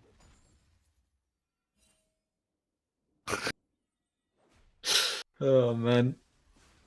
There's still that Rift Herald, though. Someone needs to go for it. Yeah, they've got about a minute left before it disappears. Oh, Taric was going speedy with a whimsy. Trip didn't even go for the Black Shield there. So ballsy. Oh, the double stun under the turret as well. Zillion can only revive one of them, so Lux picks up the first kill, forcing the flash away. Killer Care Bear on the chase. I'm not sure he'll be able to follow that up with much. Blue team look to turn it around, but missing the hook from Nautilus. Avarosh, the team player, decides to drop the ultimate on himself instead of kill to death on Lulu, and he has the Seraph shield available, so could have Abyssal Voyage into the top lane. What? Where'd everybody go? What happened? The interaction, Pepe Frog forcing the flash from the that can't speak today. Here we go. Who will be eaten first? Pepe Froggy uses the thick skin, so that will now be on cooldown. Ignite drops down onto him as well. Devour comes out. He's so low, but the Karma is able to kite around and gets the execute. Now there's a fight in this top side jungle. Hook connects. Oh! Okay. What was that? Oh, the crit. Bit of sportsmanship in the top lane from the Tom Kenches. Good fight. Pepe Frog seems a little bit less happy with himself. I love this. This is so fun. My word. Nautilus somehow hasn't died. There's been 35 deaths in a 20-minute game, and he's still kicking. I feel like I haven't seen him involved in any fights for the last sort of 10 minutes. Really? I mean, he's been ulting. He drops the ult and then just wanders off because the rest of the team just goes and gets the kill. The way, lads, will get that mid turret that we were talking about a bit too late. Rift Herald has despawned, but Baron is now on the table. We have 5 supports, so I am expecting at least one of them to build Banner of Command this game. That would just make sense, right? Yeah, especially since more or less all of them are doing magic damage. Yeah, exactly. Maybe Taric does enough physical damage, but good luck getting him close enough to clear it. No minion dematerializes. For anyone, that is true. And again, that Banner of Command minion, it doesn't take magic damage. If let's say the lads were the ones to pick it up, Thresh with such low range will put himself in an awful position to try and kill that banner minion. But there's a fight going down. Flash is being forced across the board. It's a hook from Nautilus. He gets away. Pepe? I would like to have seen that Abyssal Voyage a bit deeper into enemy lines. He's so tanky at this point. Zuzu going for the 1v1 in the top lane. I feel like Karma just wins most 1v1s or just escapes from it. RW too strong. Yeah. Missing the stun again, forced to flash away. Teleport being channeled as well. For some assistance, looking to hop over the wall. No. Yeah. Gonna just go a bit of a ring around the rosy. Dancing about on that top side. Oh, but now Care Bear's in a weird spot. Will he be able to escape from this one? CC tags him up. Now there's no smite for the boys for 30 seconds. Health bars are looking pretty decent for the lads, but they're looking for a fight instead of going for this Baron. Hook does connect onto Trip Nariko. She'd already used the Black Shield, so she will not be able to survive this one. No matter chasing down with a lethal tempo, red buff. But tower does too much damage.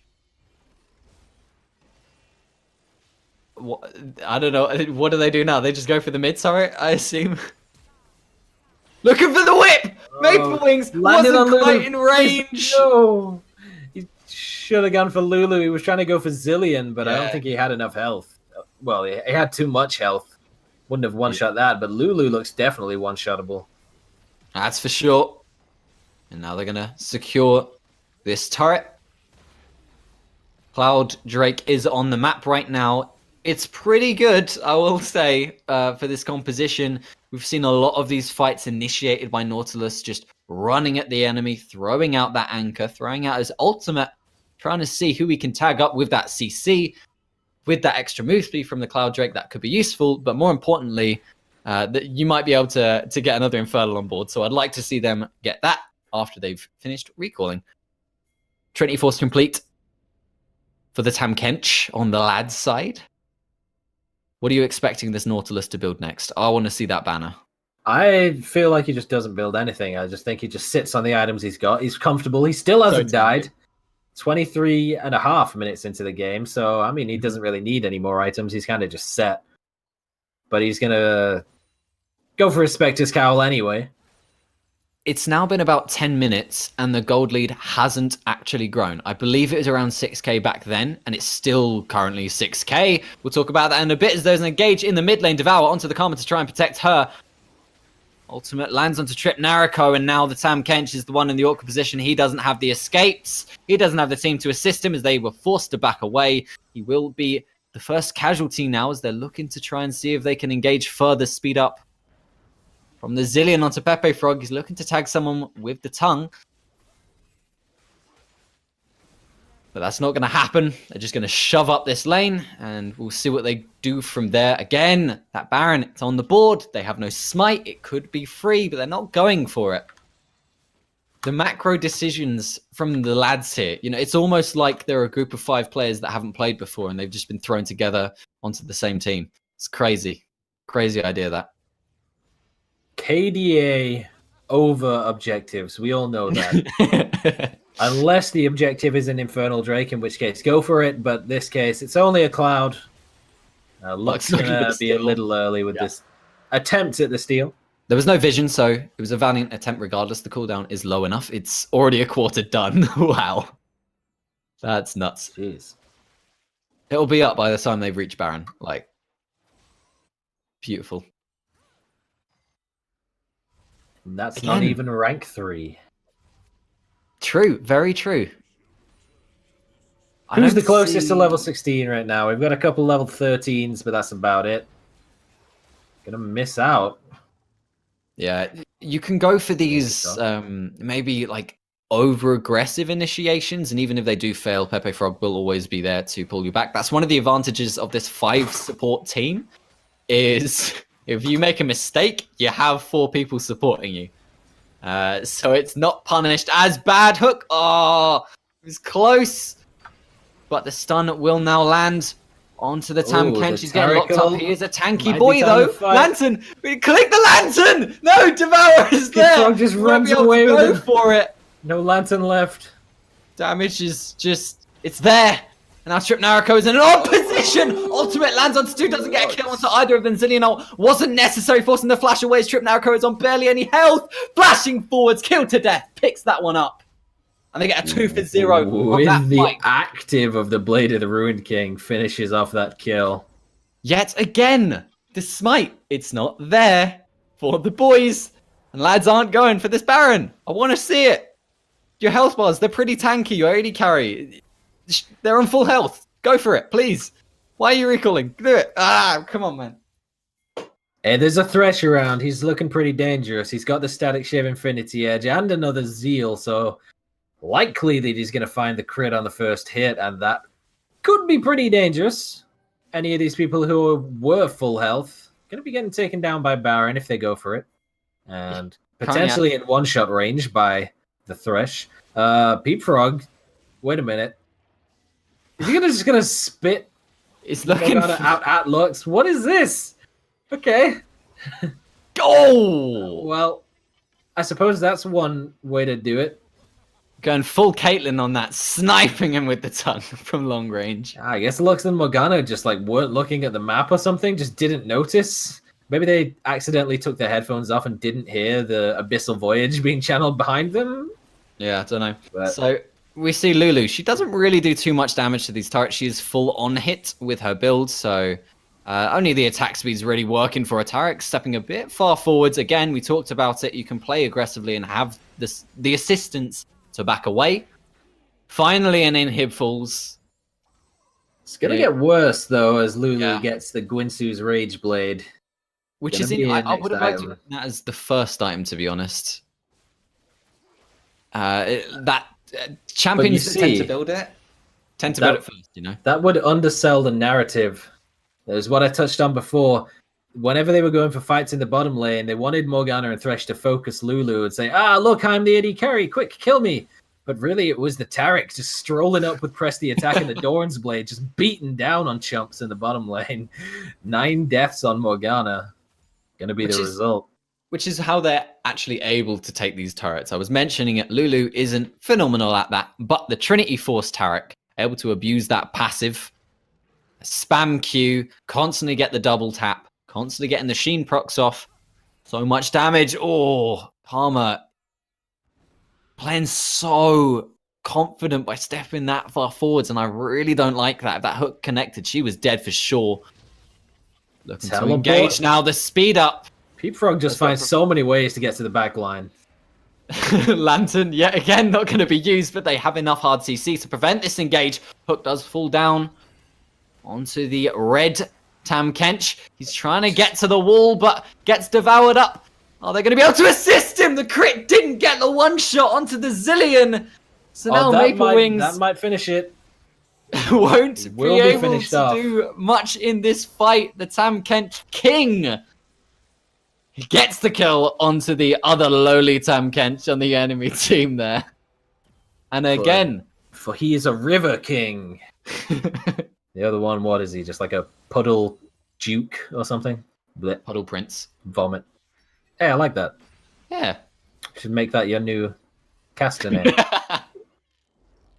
No, my caster name. It's brilliant, genius, original, I swear. Finally, this Baron! They've started it. There is vision available. But thankfully, there are so many people dead. They're not going to be able to stop this. They are no way near it. They had to deal with the minions in their base, so no chance of a steal, and they picked that one up. And I expect to now see... But no one's got the Banner of Command, though. True. Maybe someone will pick it up now. They've all built so selfishly and anti-macro. They're all about getting kills. No one built it. More than a kill a minute on the blue team by themselves. Ginsu's is finished by Lulu. Looks to be going for a Frozen Mallet next. Frozen Mallet. That's just rude. That's for sure. Pepe Frog, I would like to see him go to a solo lane so we can go for the split pushing strategy. No one could really take him off in the 1v1, but he's going to use the ultimate to engage anyways. The AD carry is instantly deleted for the boys. Just like that, they should be able to run it down the mid lane. Hook at max range connects onto this Morgana. Double-digit deaths. Yeah. This has not been a fantastic game for Trip Narco. But will Killer Care Bear join the ranks of the elite feeders? Avaros walking away on barely any HP. Didn't even need to use the ultimate there. Tarek pops his own just for safety. Flash forwards from kill to death. Wait, Tarek, so much tower damage. What did Tarek die to? I don't actually know. I couldn't tell you. There's no minions around, I don't think. Doesn't matter, because lads, they're going to be able to take this one home for themselves, and they get the victory, which amounts to nothing. Doesn't matter. They'll be able to say, hey, look, we were the better support players on this day. Pepe Frog will be able to wear that banner of superior Tam Kench player. That was a brilliant game. I went back and had a look. He walked straight back into a Lux E. Oh, no. Why? No, why? Oh, whatever. Holy moly. Support game was over faster. Was it bloodier than the Ultimate Bravery? I don't know. But it was over quicker. I think there was a little bit of, an unfair advantage by one of the teams having Pepe Frog and the other team not. Like, the dude literally named his account after a champion, and you're just going to hand it over like that? That's pretty... come on. Where's the... And I'm also disappointed in the lack of Blitzcrank, but AD carry Thresh was pretty fun. Almost got a one-shot. You know what? I want to say the MVP just has to be Nautilus, right? 4-0-18. Perfect KDA. That's insane. I mean, the one little shout out mention I want to do. If you think back when we did the what was it? The 1v1 tournament, and we had a guy advocating for AD Tarek. Mm-hmm. Busts it out in this game, makes it work. The Squid Man. Squid's in the chat, boys. Handsome Squid Man. I'm going to put on another 5-minute timer again. If it doesn't work out, blame regards, not me. If it lasts longer.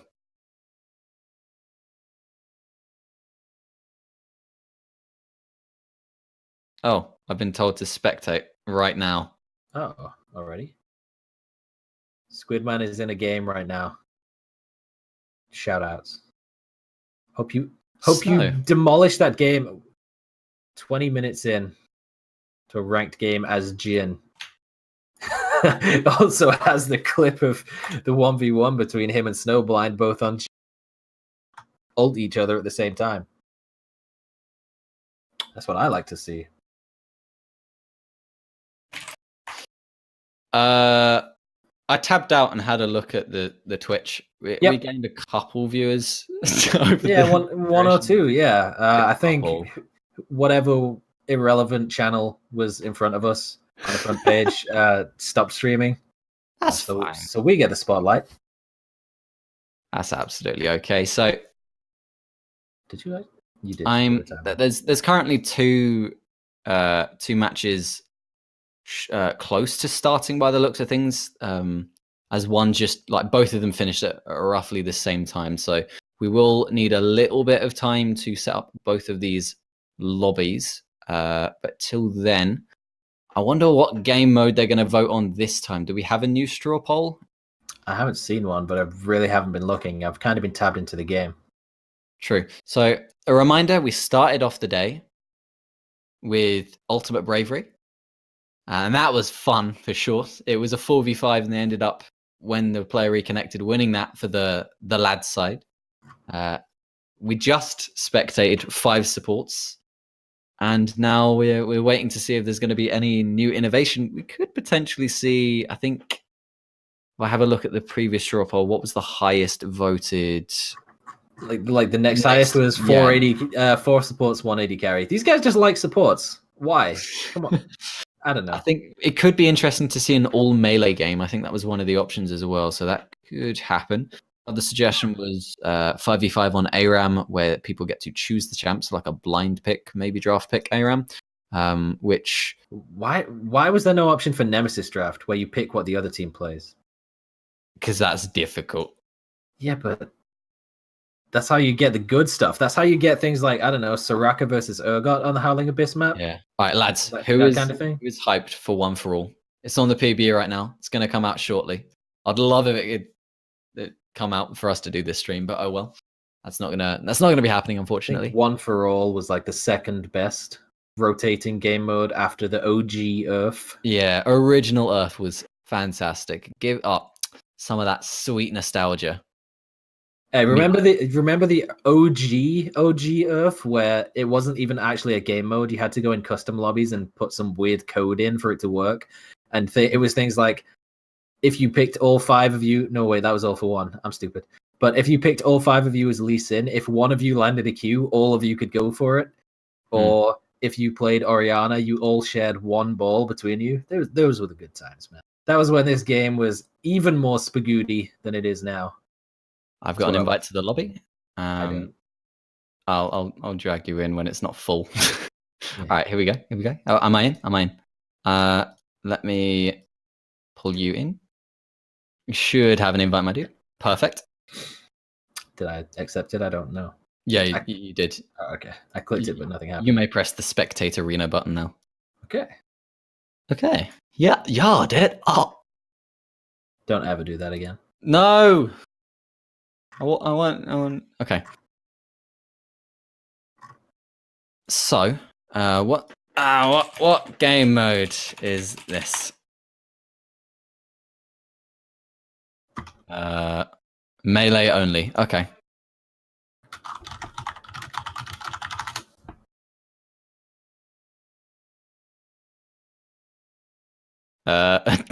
Nope. Okay. Apparently this lobby isn't the correct lobby. Dude, I swear, students are phenomenal at organization. If you were to tell me students don't have good organization skills, I'll tell you you're wrong. Okay. I would disagree. Everyone's leaving the lobby. Centricity. You know what that means. 1v1. No. We've got Snowblind in here as well. No. Oh no, the timer ran out. You guys never saw me add anything to the timer. It wasn't me. I never did anything.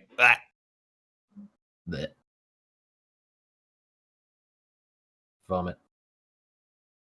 Shout out to Tyler 1, supposedly. Shout out to the sponsors: Asus Republica Games, Twitch Student, and of course Shadow. Tell you what, this is the first time I've ever used Shadow, and I'm really liking it.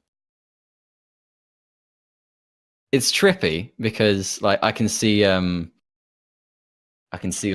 a PC on my PC, if you know what I mean. Super odd. But wait, did you leave? Oh no, you need to come back. Oh wait, You need to come back. but everyone else was leaving. I'm a sheep. Okay. There we go. I am a sheep. I'm Guys, just a simple sheep. we have the return of per. How many pairs is that? Are we One, gonna? two, I think it's 5. It's 5, but 6 if you include the Yes. clan tag. All right. It's a phenomenal name, regardless. We'll have to count it out in our head. Dodgy Sid's back in the game. Almost, Jesus, he's almost a level 100. That guy plays the game a lot. Let me see. Is he online right now? He's always online. Jord. Yep. I have a level 116 player on my friends list. Wow. That's a lot of League. These guys are students, right? Like, yes. How do they have time? How do they have time for this? I believe it's called first year. That explains many, many things. All right. All right. Jiggling the teams. We're getting somewhere, I think. I could be lying. I'll just confirm we do indeed have the melee only match. Yes, please. Yep, perfect. Excellent. Yes, my name is indeed Ollie Whispers. Brilliant. Shout out. I'm waiting to see the shout out as to Twitch Prime. Those good boys. Thanks again, Moobot, for hooking us up. Jace, Nid, etc. banned or only melee form. That's a lot of struggling, you know.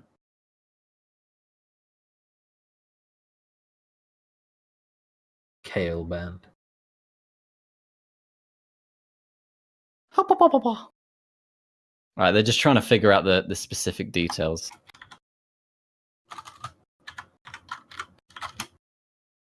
On the rules on this one. Again, Moobot's reminded you, but I'm going to remind you, if you haven't used your Twitch Prime sub for this month, please consider it giving it to us, because I believe NUEL is a non-profit organization. You know, we're just trying to give the best esports experience to students in the country, and every little helps, of course, I think. Unless I'm wrong. I don't know. Zoe ban? Question mark? No one answered me, so I think Zoe's open. I think in this melee only game. These guys are just like sitting around talking in the lobby instead of having a bit of a giggle. Wait, what's the timer on now? minute 30 left. That's fine. Fine. Let's chill. Okay. I'm down. You can start. Go. Begin.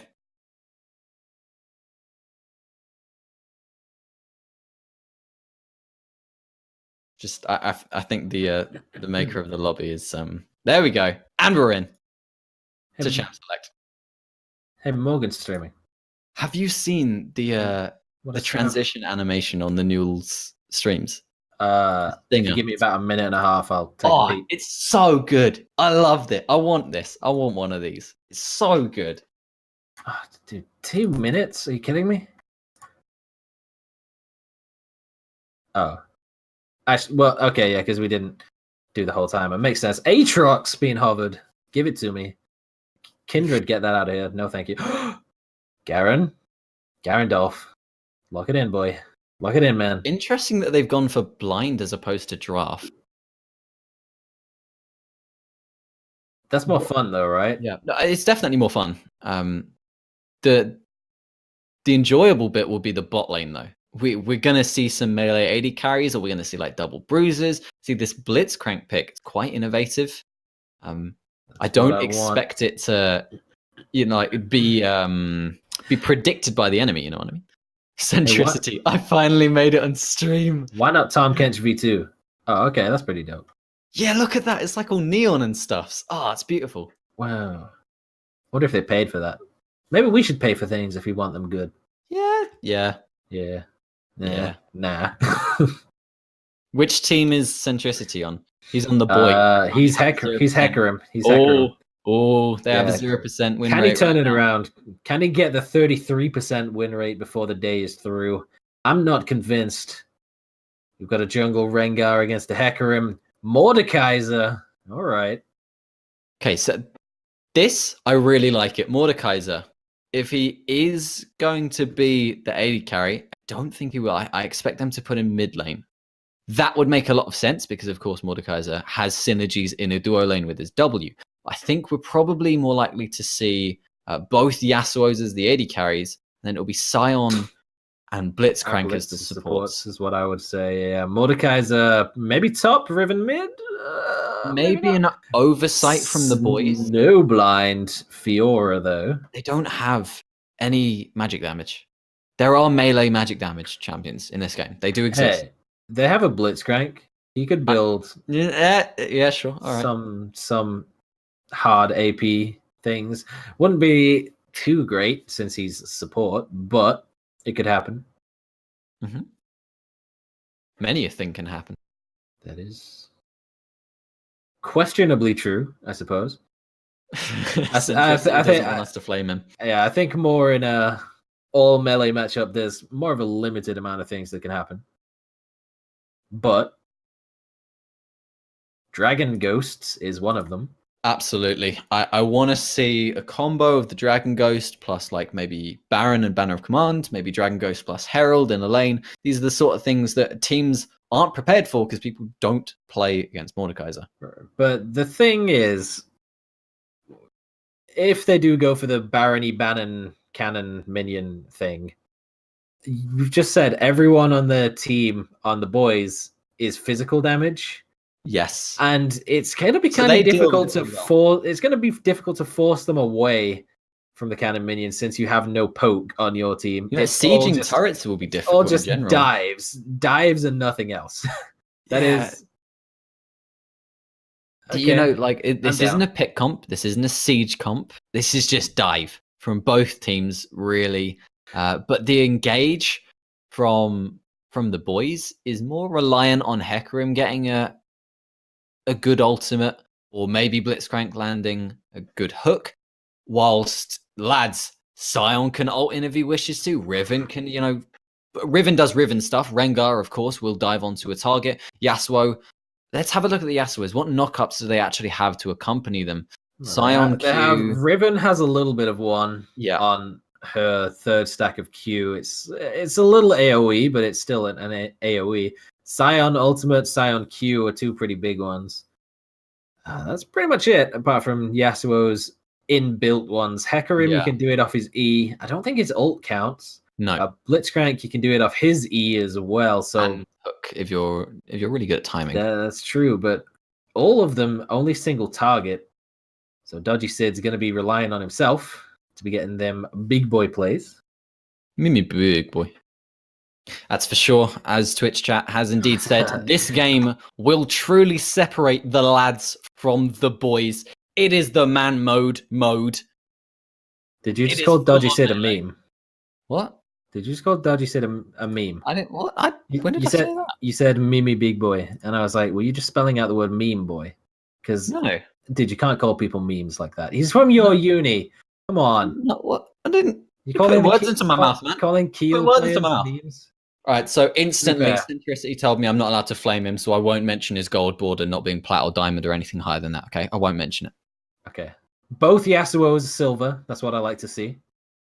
Fitting. Come on, dude. Neither of them are using Project Yasuo, though. So I don't think either of them will, really surprise me. None of them will shock me with their performances. But there is a Nightbringer Yasuo for Dodgy Sid versus no skin Yasuo for Warrior Peep. And skins do equal wins. So I think I'll probably have to give this one to Dodgy Sid. However, there is the Ignite advantage.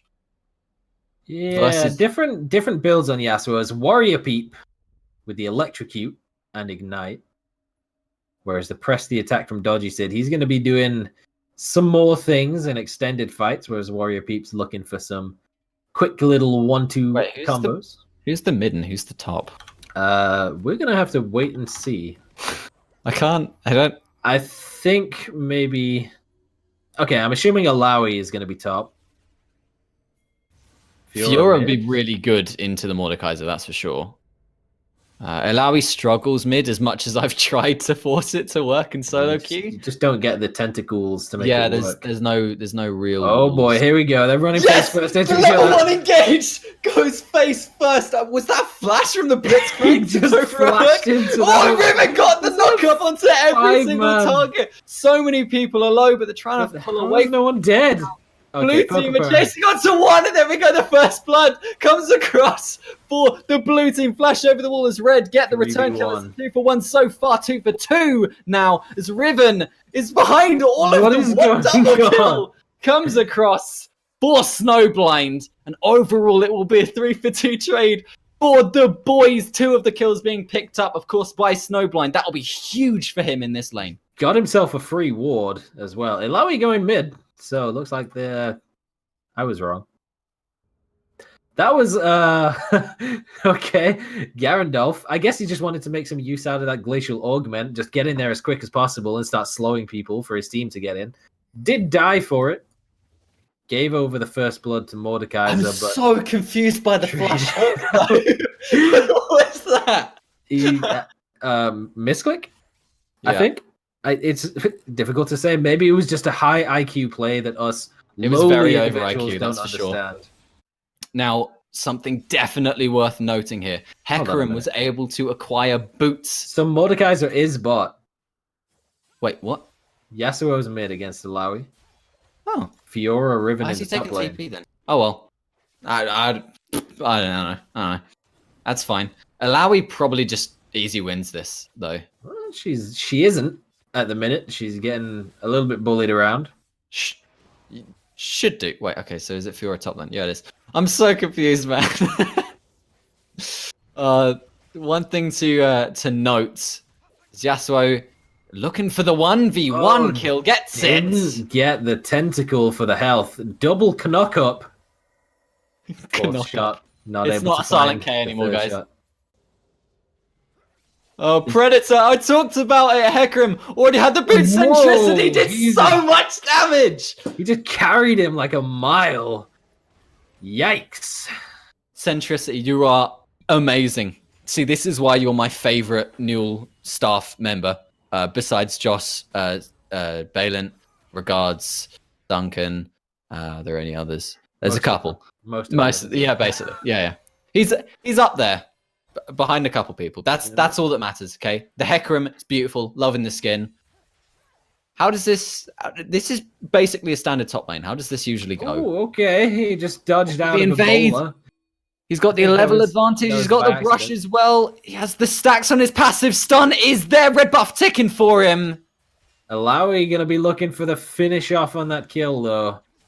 Rengar's going to run away from this one. Snowblind in the top lane, just about able to win the 1v1. Gets the passive vital proc. Excellent use of the riposte there as well. So close to turret and never took aggro. Phenomenal from him. I feel like that's it.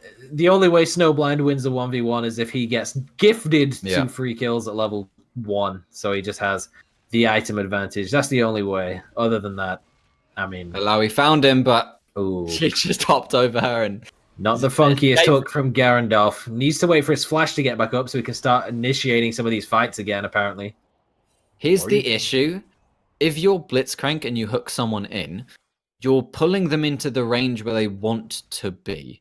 Yeah, but Like I a mean, the weakness rest of of your Mordekaiser. A weakness of Mordekaiser is he can't ever get into Q people, and that's where his damage is. Okay, you pulled him in, and now we can do it. You know, Scion, he wants to be able to fully charge Q onto you. Okay, you pull him in, he can do it. Doesn't really work. all of those things are cancelable with the rest of Blitzcrank abilities, right? You pull him Kinda. in, Scion starts charging a Q, you press E. Oh, the curse just in front of the wind wall didn't get absorbed again. That Scion Q, man. So easy for him when he's Man. got these. Trying to block those melee auto attacks with the wind wall, dodgy Sid. Honestly, Once more, a high IQ play. I'm not sure I would have actually put points into that ability if I were Ignite. Might be able to get this. The curse is He there. has some game plans. Predator, Predator Centricity, you beast! Drive by. That was like a downtown Detroit level, just straight up, strolls straight past, pops the ghost. The Predator runs him down. Clip that. I want to put it in the NUEL Discord. He'll be happy. He'll like it. 3-1-2. I would appreciate if you'd stop flaming him though. Yeah. Maybe next time. Reminder: he's only gold, by the way. If he doesn't rush Trinity Force this game, I'll be thoroughly disappointed. Can I just say? Oh, Scion, double Scion. E. Scion is basically a range champion when he's got his E maxed with Comet. Yep. So I feel like maybe that was another one that maybe needed some consideration for banning purposes, but allowing landing the ghosties in the mid lane, but no tentacles around to spawn. They're all already spawned out of range, so nothing more going to come from that. Centricity's been spotted by this Rengar. Again, we saw the early smite. The 1v1 earlier. It's in a decent position. The tentacles are there if they wish to go for this. Slamming down. And the slow does connect onto the Yasuo forces to flash away. I don't think they can follow through on this one, but Rengar's lingering around. Knock up, Ignite as well.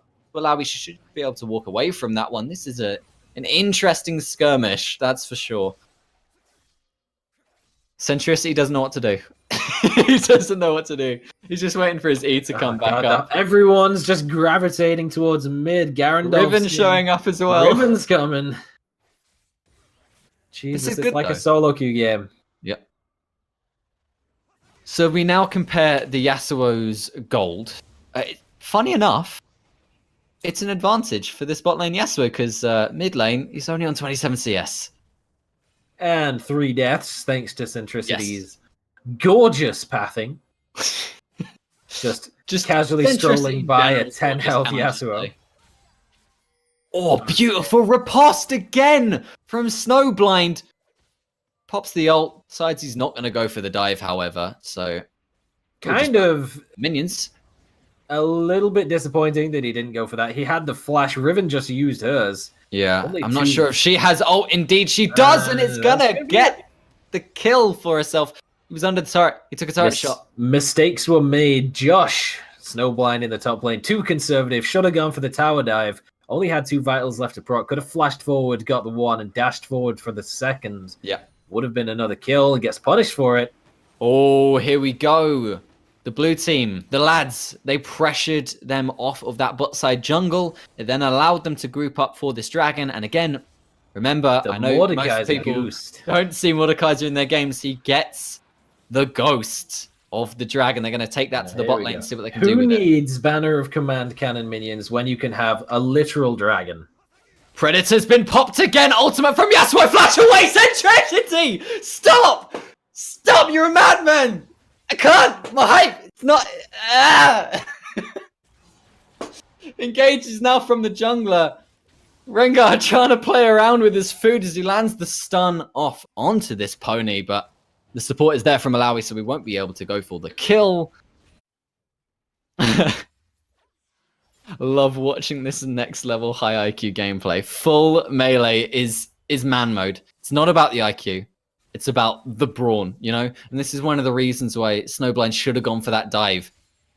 You know, to show that he's more confident. In a game mode like this, everyone's playing melee champions, so everyone's popped by him. He's looking for the 1v1 trade. He didn't get the dash off, though, because Riven used her own to avoid that. But Centricity, yet again, showing up. He doesn't have the ultimate to go for this stun down onto him. He took the turret damage, going for the 1v2. Riven gets the trade kill, but she does fall in the end. Okay, flame him. You're allowed to flame him.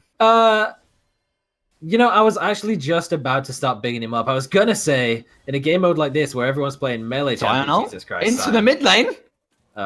Questionable. But I was about to say, in a game mode like this, it's all melee champions. Snowblind looking to fall down now. You have to flex your muscles to get the advantage, right? Ooh, he held the wall. it's pretty unfair because most of the champions of this game have 2 arms, right? So they have 2 biceps, but Hecarim's got 4, so he's got double the biceps. So he's been flexing twice as hard on these kids. But I mean, then he goes and does that in the top lane and dies. So something to backfire. note. Press the attack versus electrocute on Yasuo. We see two different answers for the lads and the boys. What do you prefer? I think press the attack's better for me.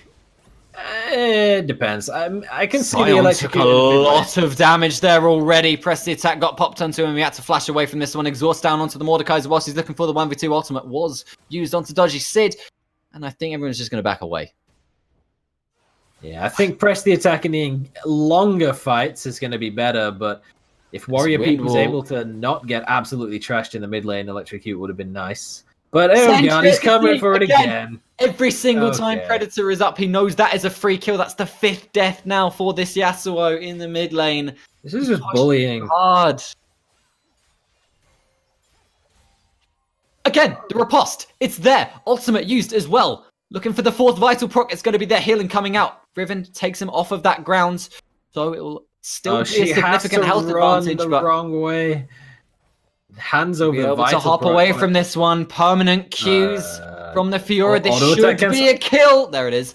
Centricity shows up behind the tower again. How many times is he going to do that? This game's 6th kill for him now. Man. Yeah, things are getting a little out of hand. Looks like the lads are done getting absolutely walloped in these games. Look at the gold difference. But then again, the first game started off with the lads building themselves up a lead pretty much amountable to this one. It was a 4v5 though. So this time ain't going to be no 5th member coming back and turning the game around. Top tower will fall. Boys are going to pick up that first turret gold. Want to compare the Yasuo's builds, but they'll do that after this engage. Will the hook connect? The Windmill wasn't there. Dashes back in. He doesn't even need to hook. Looking to see if he can go for the ultimate. Outplays. He's weaving through these minions. Slows there though. Sion coming in to support his teammate, but now he's just in an awkward position. Ultimate drops from the Alawi. Damage is there. Slows as well as there's the double kill for the mid lane Alawi. Somebody's been watching montages of Apdo in Korean solo queue. I don't know what that dash back in was about. Dude, you have a Zeal and a couple of daggers. You're not going to 1v2 that. But he goes for it and gets taken down. Rengar shows up in the bot lane. He had the full passive stacks. Dodgy Sid didn't quite get the knock up onto him. Dashed into the turret. Heal won't be enough. That's a serious mistake from him. It's like vein spotting, but with melee veins. Snowblind, man. He gets the riposte, but every time it's at the end of the Riven's combo, so he never manages to cancel. That was a good little dash. Looking for the outplay. Okay. I don't think it's going to work out for her, though, because that excellent use of the auto attack. Okay. Oh, my word. Ravenous Hydra only just about came up for the Fiora, so that was excellent use of the blasting cone to get away from it. Predator, Centricity, looking to run them down, tagged him with the slow ult over to the wall, looking for the tower dive now. They don't have the damage, though, so they back away from this one. Mordekaiser pops his ult onto the... So, last time Snowblind lost the 1v1 in the top lane, he blamed it on Tiamat, giving him the tower aggro while he was farming out the wave. Must have accidentally clipped onto Riven. Didn't give an excuse this time. Maybe he just realized, okay, maybe I just suck at this champion. So, something to talk about, boots. You should basically have Ninja Tabby on almost everyone, but let's say like Hecarim. Yasuo v Yasuo. Knock up, still not used. There it is. Lands onto 2 targets, but is aware that there is an assistance available for the blue Yasuo, so he backs away. Teammates showing up now, looking for the hook. Connects it onto the Mordekaiser. Silence comes out. That's the 3-man Alawi ultimate. They're going to be backing away from this one. Exhaust is there onto the Mordekaiser, so he takes a load of damage. Tentacle eventually slams down to the Sion, as that is the double kill picked up now for this Alawi yet again in the mid lane. Centricity not the best time to go for the Blitzcrank hook.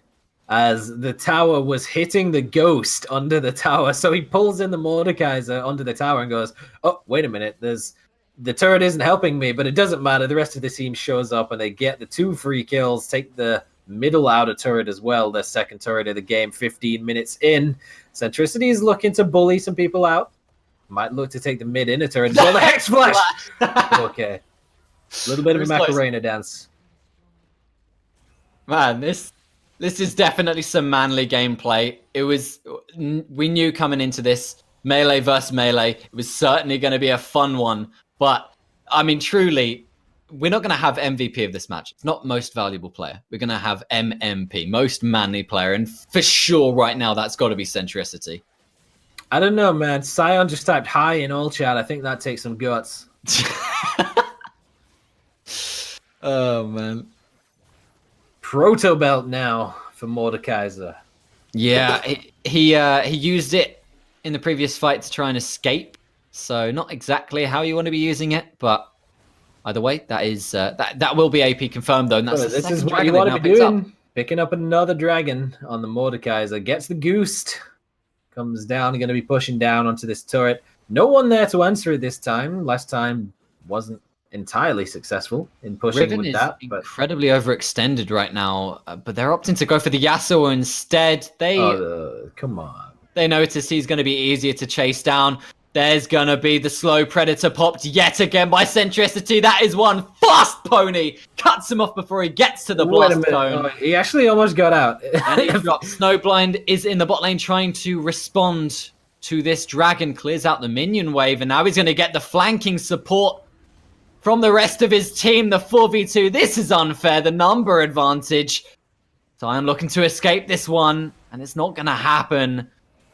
Mordekaiser ult down onto this Fiora is not enough. And now they're going to pop that Rift Herald. Yes. Oh, you do know? What? You thought, wow, Centricity. He is definitely going to be my man crush Thursday. Man crush Thursday. That's the thing, I swear. All right. Actually, what I thought was I've got some pineapple in the fridge that I was going to eat, and I haven't done it. So I'm going to go get that. Be back in a minute. Exclusive front page Twitch content. Can I just say, Centricity is nearly there on his Trinity Force, as if he wasn't already doing immense amounts of damage. When he picks that up, he's going to be one-shotting people left and right. We do see, of course, the first items are kind of being finished across the board. Static Shiv for Rengar appears to be going for a full crit build? Maybe? Wait, what is this? It's melee only match. Hex Flash over the wall as Centricity again, cutting off the Yasuo for overextending much too far forwards. With zero vision on the map. So, and no teammates to call to assist him. Are you going to inform me about the pineapple? I mean, I have it. I just haven't. Well, I haven't edit, do it after, because the Rengar's dead. In the time I was gone, how many times did Centricity dive a turret?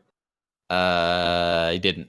I don't think. None? Okay, No. So the situation is rapidly declining. The manliness He's going for it now, though, by the looks of things. Sion get the knock up. Didn't actually land that, I don't think. Needed to hold it a little bit longer. Hook connects onto him. They punish straight away. Centricity, the Alawi ultimate onto so many targets. Snowblind takes down the opposing top laner. Casualties everywhere for the lads this game. It's not even 20 minutes. They're going to be losing this inhib turret and probably the inhib to follow shortly. Looking at the health bars for the boys in this game. Multi-man knock up for the Yasuo, but he can't follow that through the long range. Nice hook. Wait, what? He almost escaped it. What? And they got a trade kill as well onto the Blitz. Okay. Either way, inhib falls for the lads. The boys are now going to be able to back away from this one. Baron shortly spawning. Again, no banner of command by the looks of things, but that shouldn't matter. I think it's not that important in this match, considering there is a lack of AP. At a swift glance, if you take a look at the Yasuo scorelines, they look pretty similar, but don't be fooled. Warrior Peep is literally inting this game. Dodgy Sid is doing a teensy bit better, by Yeah. which I mean he's just not dying. The item builds are pretty close, actually, despite the fact that one of them has literally died 9 times more than the other. So to answer some questions in Twitch chat, apologies for the minute delay, so you'll get these answers a little bit delayed. When will the next league? I assume that's event. So the tournaments are typically like semester long, so you get a winter, a spring, and a summer. The nationals for the spring event will be occurring next week. The group stages for that. So if you're planning on like signing up to play in the national tournament, yeah, he's just weaving about, man. He's playing pretty decently. And he dies. So they do get the clone of him. But yeah, if you're planning on like getting involved in poor Garandolf had itself, 2 Yasuos beaten down on him there. Then you'll need to wait till around summertime. Of course, you got to be a uni student, of course. Warrior Peep looks like he's going to fall Ilaoi. Doesn't even care about it. It's not really a 1v3, but the Ghost kind of makes it that. Okay, so suffer for it. 2 balls. Mordekaiser are getting a few kills as people just going for reckless fights and just not respecting. So this is subtle intricacies of melee only. This is a community night. It's an off week for the tournament, so we're just playing some fun games. This one is only melees allowed. To explain the champion picks. Godlike on centricity. What a man! What a beast! Biased cast this question. Hey, come on! What? Maybe a little bit. Oh, the rapid fire static Shivrenga. What? That's amazing. He wants that extended leap range. Centricity! Don't do it to him! Don't! No! He's looking to escape this one. Blue Smite slows him down, but now he's going to get caught off. It's the Scions there for the assist. Oh, but Garandolf's back. Wait, hold on. Running into this He cancels the Q. The decimating smash. Not even going to smash. Never mind decimate. Blitzy number 8 going to back away. This is brilliant. Exhaust again. Yasuo feels as though dashing through the minions is the best way to escape, as opposed to trying to run away, which honestly, when you have 0 escapes, could be the correct thing, but it's not really worked out for him. That's going to be the 10th death of the game. Snowblind has no mana. Gonna be able to hop away though. Anyway, wait, look into what is that disrespect? Looking to pick up the fruits mid-fight. Centricity comes for the support on this one. It's the 1v2. Little bit unfair if you ask me. Riven showing. Oh, Blitz! But Blitz is there in the end. Oh, he was gonna land the kill, but Blitz is like, nah. Pulls him away. Can't land the last auto attack. Centricity gets another free one. 13. He has the same amount of kills as the entire lads tied team side. Tied if we class. take a look at the tied, yep, okay. Wait, you thought this was a NUEL community night? Tied ad. If we take a look at the Mordekaiser's build, one of the things that people were talking about when they announced the changes to the AP items in 8.4 was the change to... Oh, we're going to talk about it in a bit, because there was the engage onto the dragon. It was stolen... no, it wasn't stolen. Red team were able to pick this up, but now the 2v2 is looking pretty unfavorable for the blue team. So Alawi had all those tentacles available for us, slamming them down on their faces. Not able. The kill and the dragon. Anyways, yeah. Anyway, carry on. Liandry's Torment. People were talking about, wow, it increases the amount of damage you do by % for every second it ticks. That's going to be insane on Mordekaiser. Hex Flash! Oh, wait, he cancelled it. Oh, this guy's a genius. 3,000 IQ play. The over IQ. Oh, brilliant.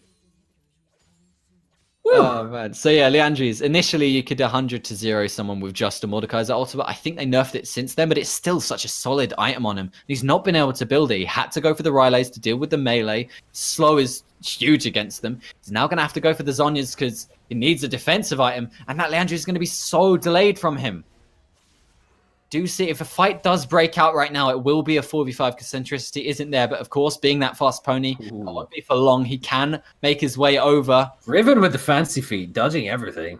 Good They're stuff. looking for the engage now. Flank comes through. Shut down straight away onto the Mordekaiser. Rengar is in the wrong position. Double kill for Snowblind. Eccentricity initiates this tower dive. Riven to see how much damage it can do. The multi-man knockup from Yasuo. This is going kind of sour now for the red team. But it doesn't matter. Eccentricity will die. Will in fact die. My. Okay, too manly. Schwurf the top from him out with a shield. Did what she needed to in this fight, and they finally get the ace that they needed in this fight. And now Sion looking to ult. Sion? Victory dance from Sion. Victory screech. God. Man, I need to like not talk at all tomorrow. My voice is going. Listen, your roommates appreciate you. Yes, I'm sure. What rank are these players? Not a clue. It's just a community night. The rank doesn't matter. It's somewhere between 0 and 0.2. Report snow for flank. Listen, Snowblind doesn't have a Soraka in his game. He probably is flaming. I don't blame them. This is true. This is accurate. Anthony's just cowering in his corner. Oh, it's a community night. Nightmares of the belt. If you have a look at the title of the stream, which says community night, you'll be made clear of the fact that this is a community night. Yeah, and just to clarify, both of the Yasuo on either team is the lowest ranked player on the team. Just thought we'd throw that out there. Interesting. Rengar looking to back away. He finally has some AD in his build with that Essence Reaver, giving him all of the cooldown reduction in the world that he needs. Doesn't have the Infinity Edge quite yet, though, so we can't one-shot. Now getting chased. Okay, he's going to be able to channel the ultimate, but Snowblind dealing the damage. The Trinity Force proc was huge. What did he even get a crit from there? I think it was just his E, the second part of it. There was a wind wall there, by the way. Blitzcrank. Now Snowblind looking to go in onto them. First kill for him in the fight. Mordekaiser shortly to follow, trying to use the Proto Belt to hop away from that one. It's not going to happen for him. Can't win. Hook connects onto the river. Knock up followed through by the Yasuo. Triple kill for Snowblind. 14-3. He's having an excellent game for himself. Curse onto the sun. He's definitely having a fun one, that's for sure. Ulting in onto them. Turret damage won't be enough. Curse yet again onto him. The lads versus the boys. Can I get a lads boys chant in the chat, please? No. Yes, no, I can. Can we get a centricity chant in the chat as my game freezes while he tower dives? Wait, the hook landed onto the Yasuo and he was CC'd during his knockup, so he couldn't cast the ultimate.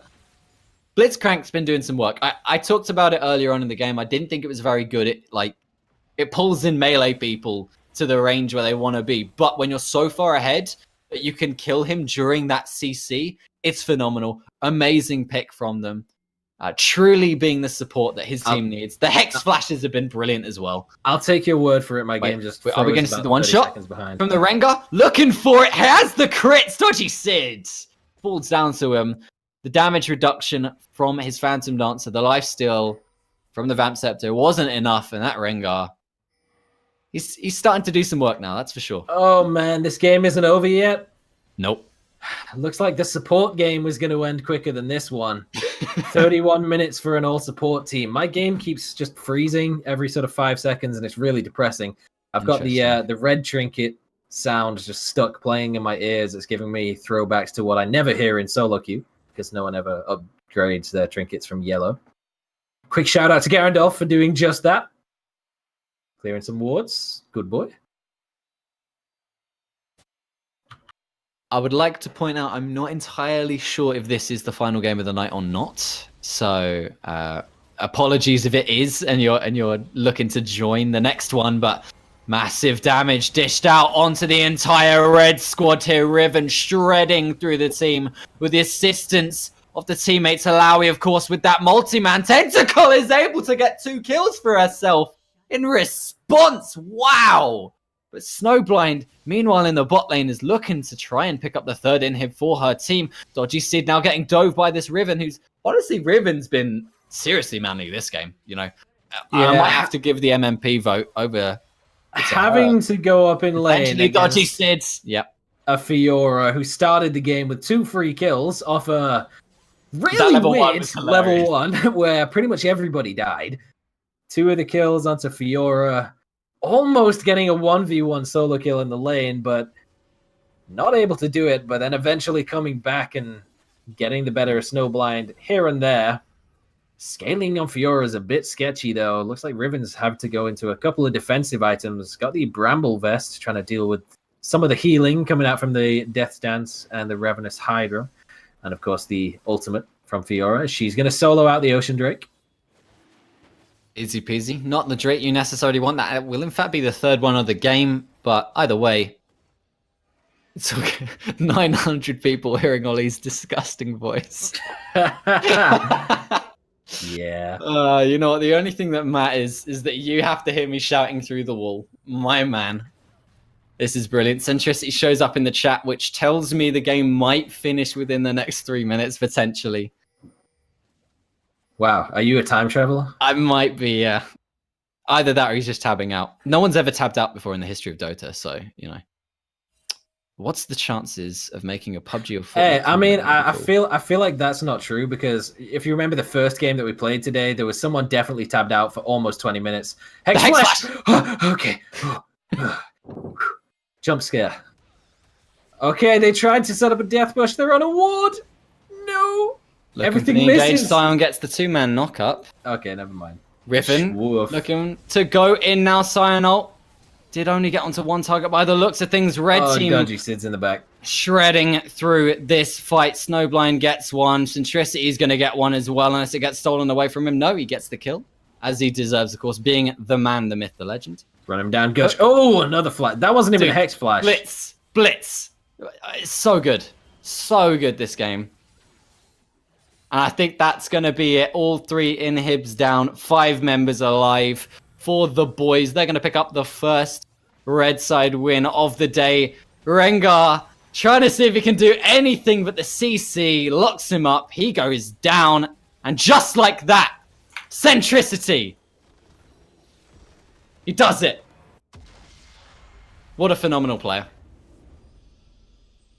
The one-man team.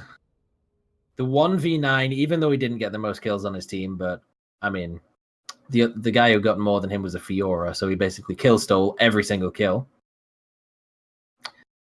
Hard carrying in the early game with the Predator, the Ghost, giving Warrior Peep a really bad time on Yasuo in the mid lane. Every time he got a little bit of a trade between himself and Purr.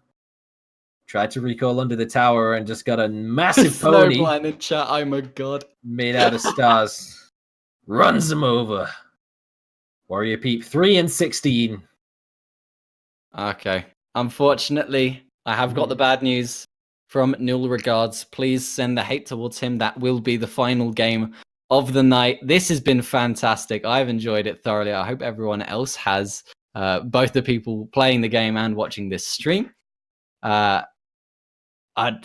like to thank my man Saga here for joining me for this one.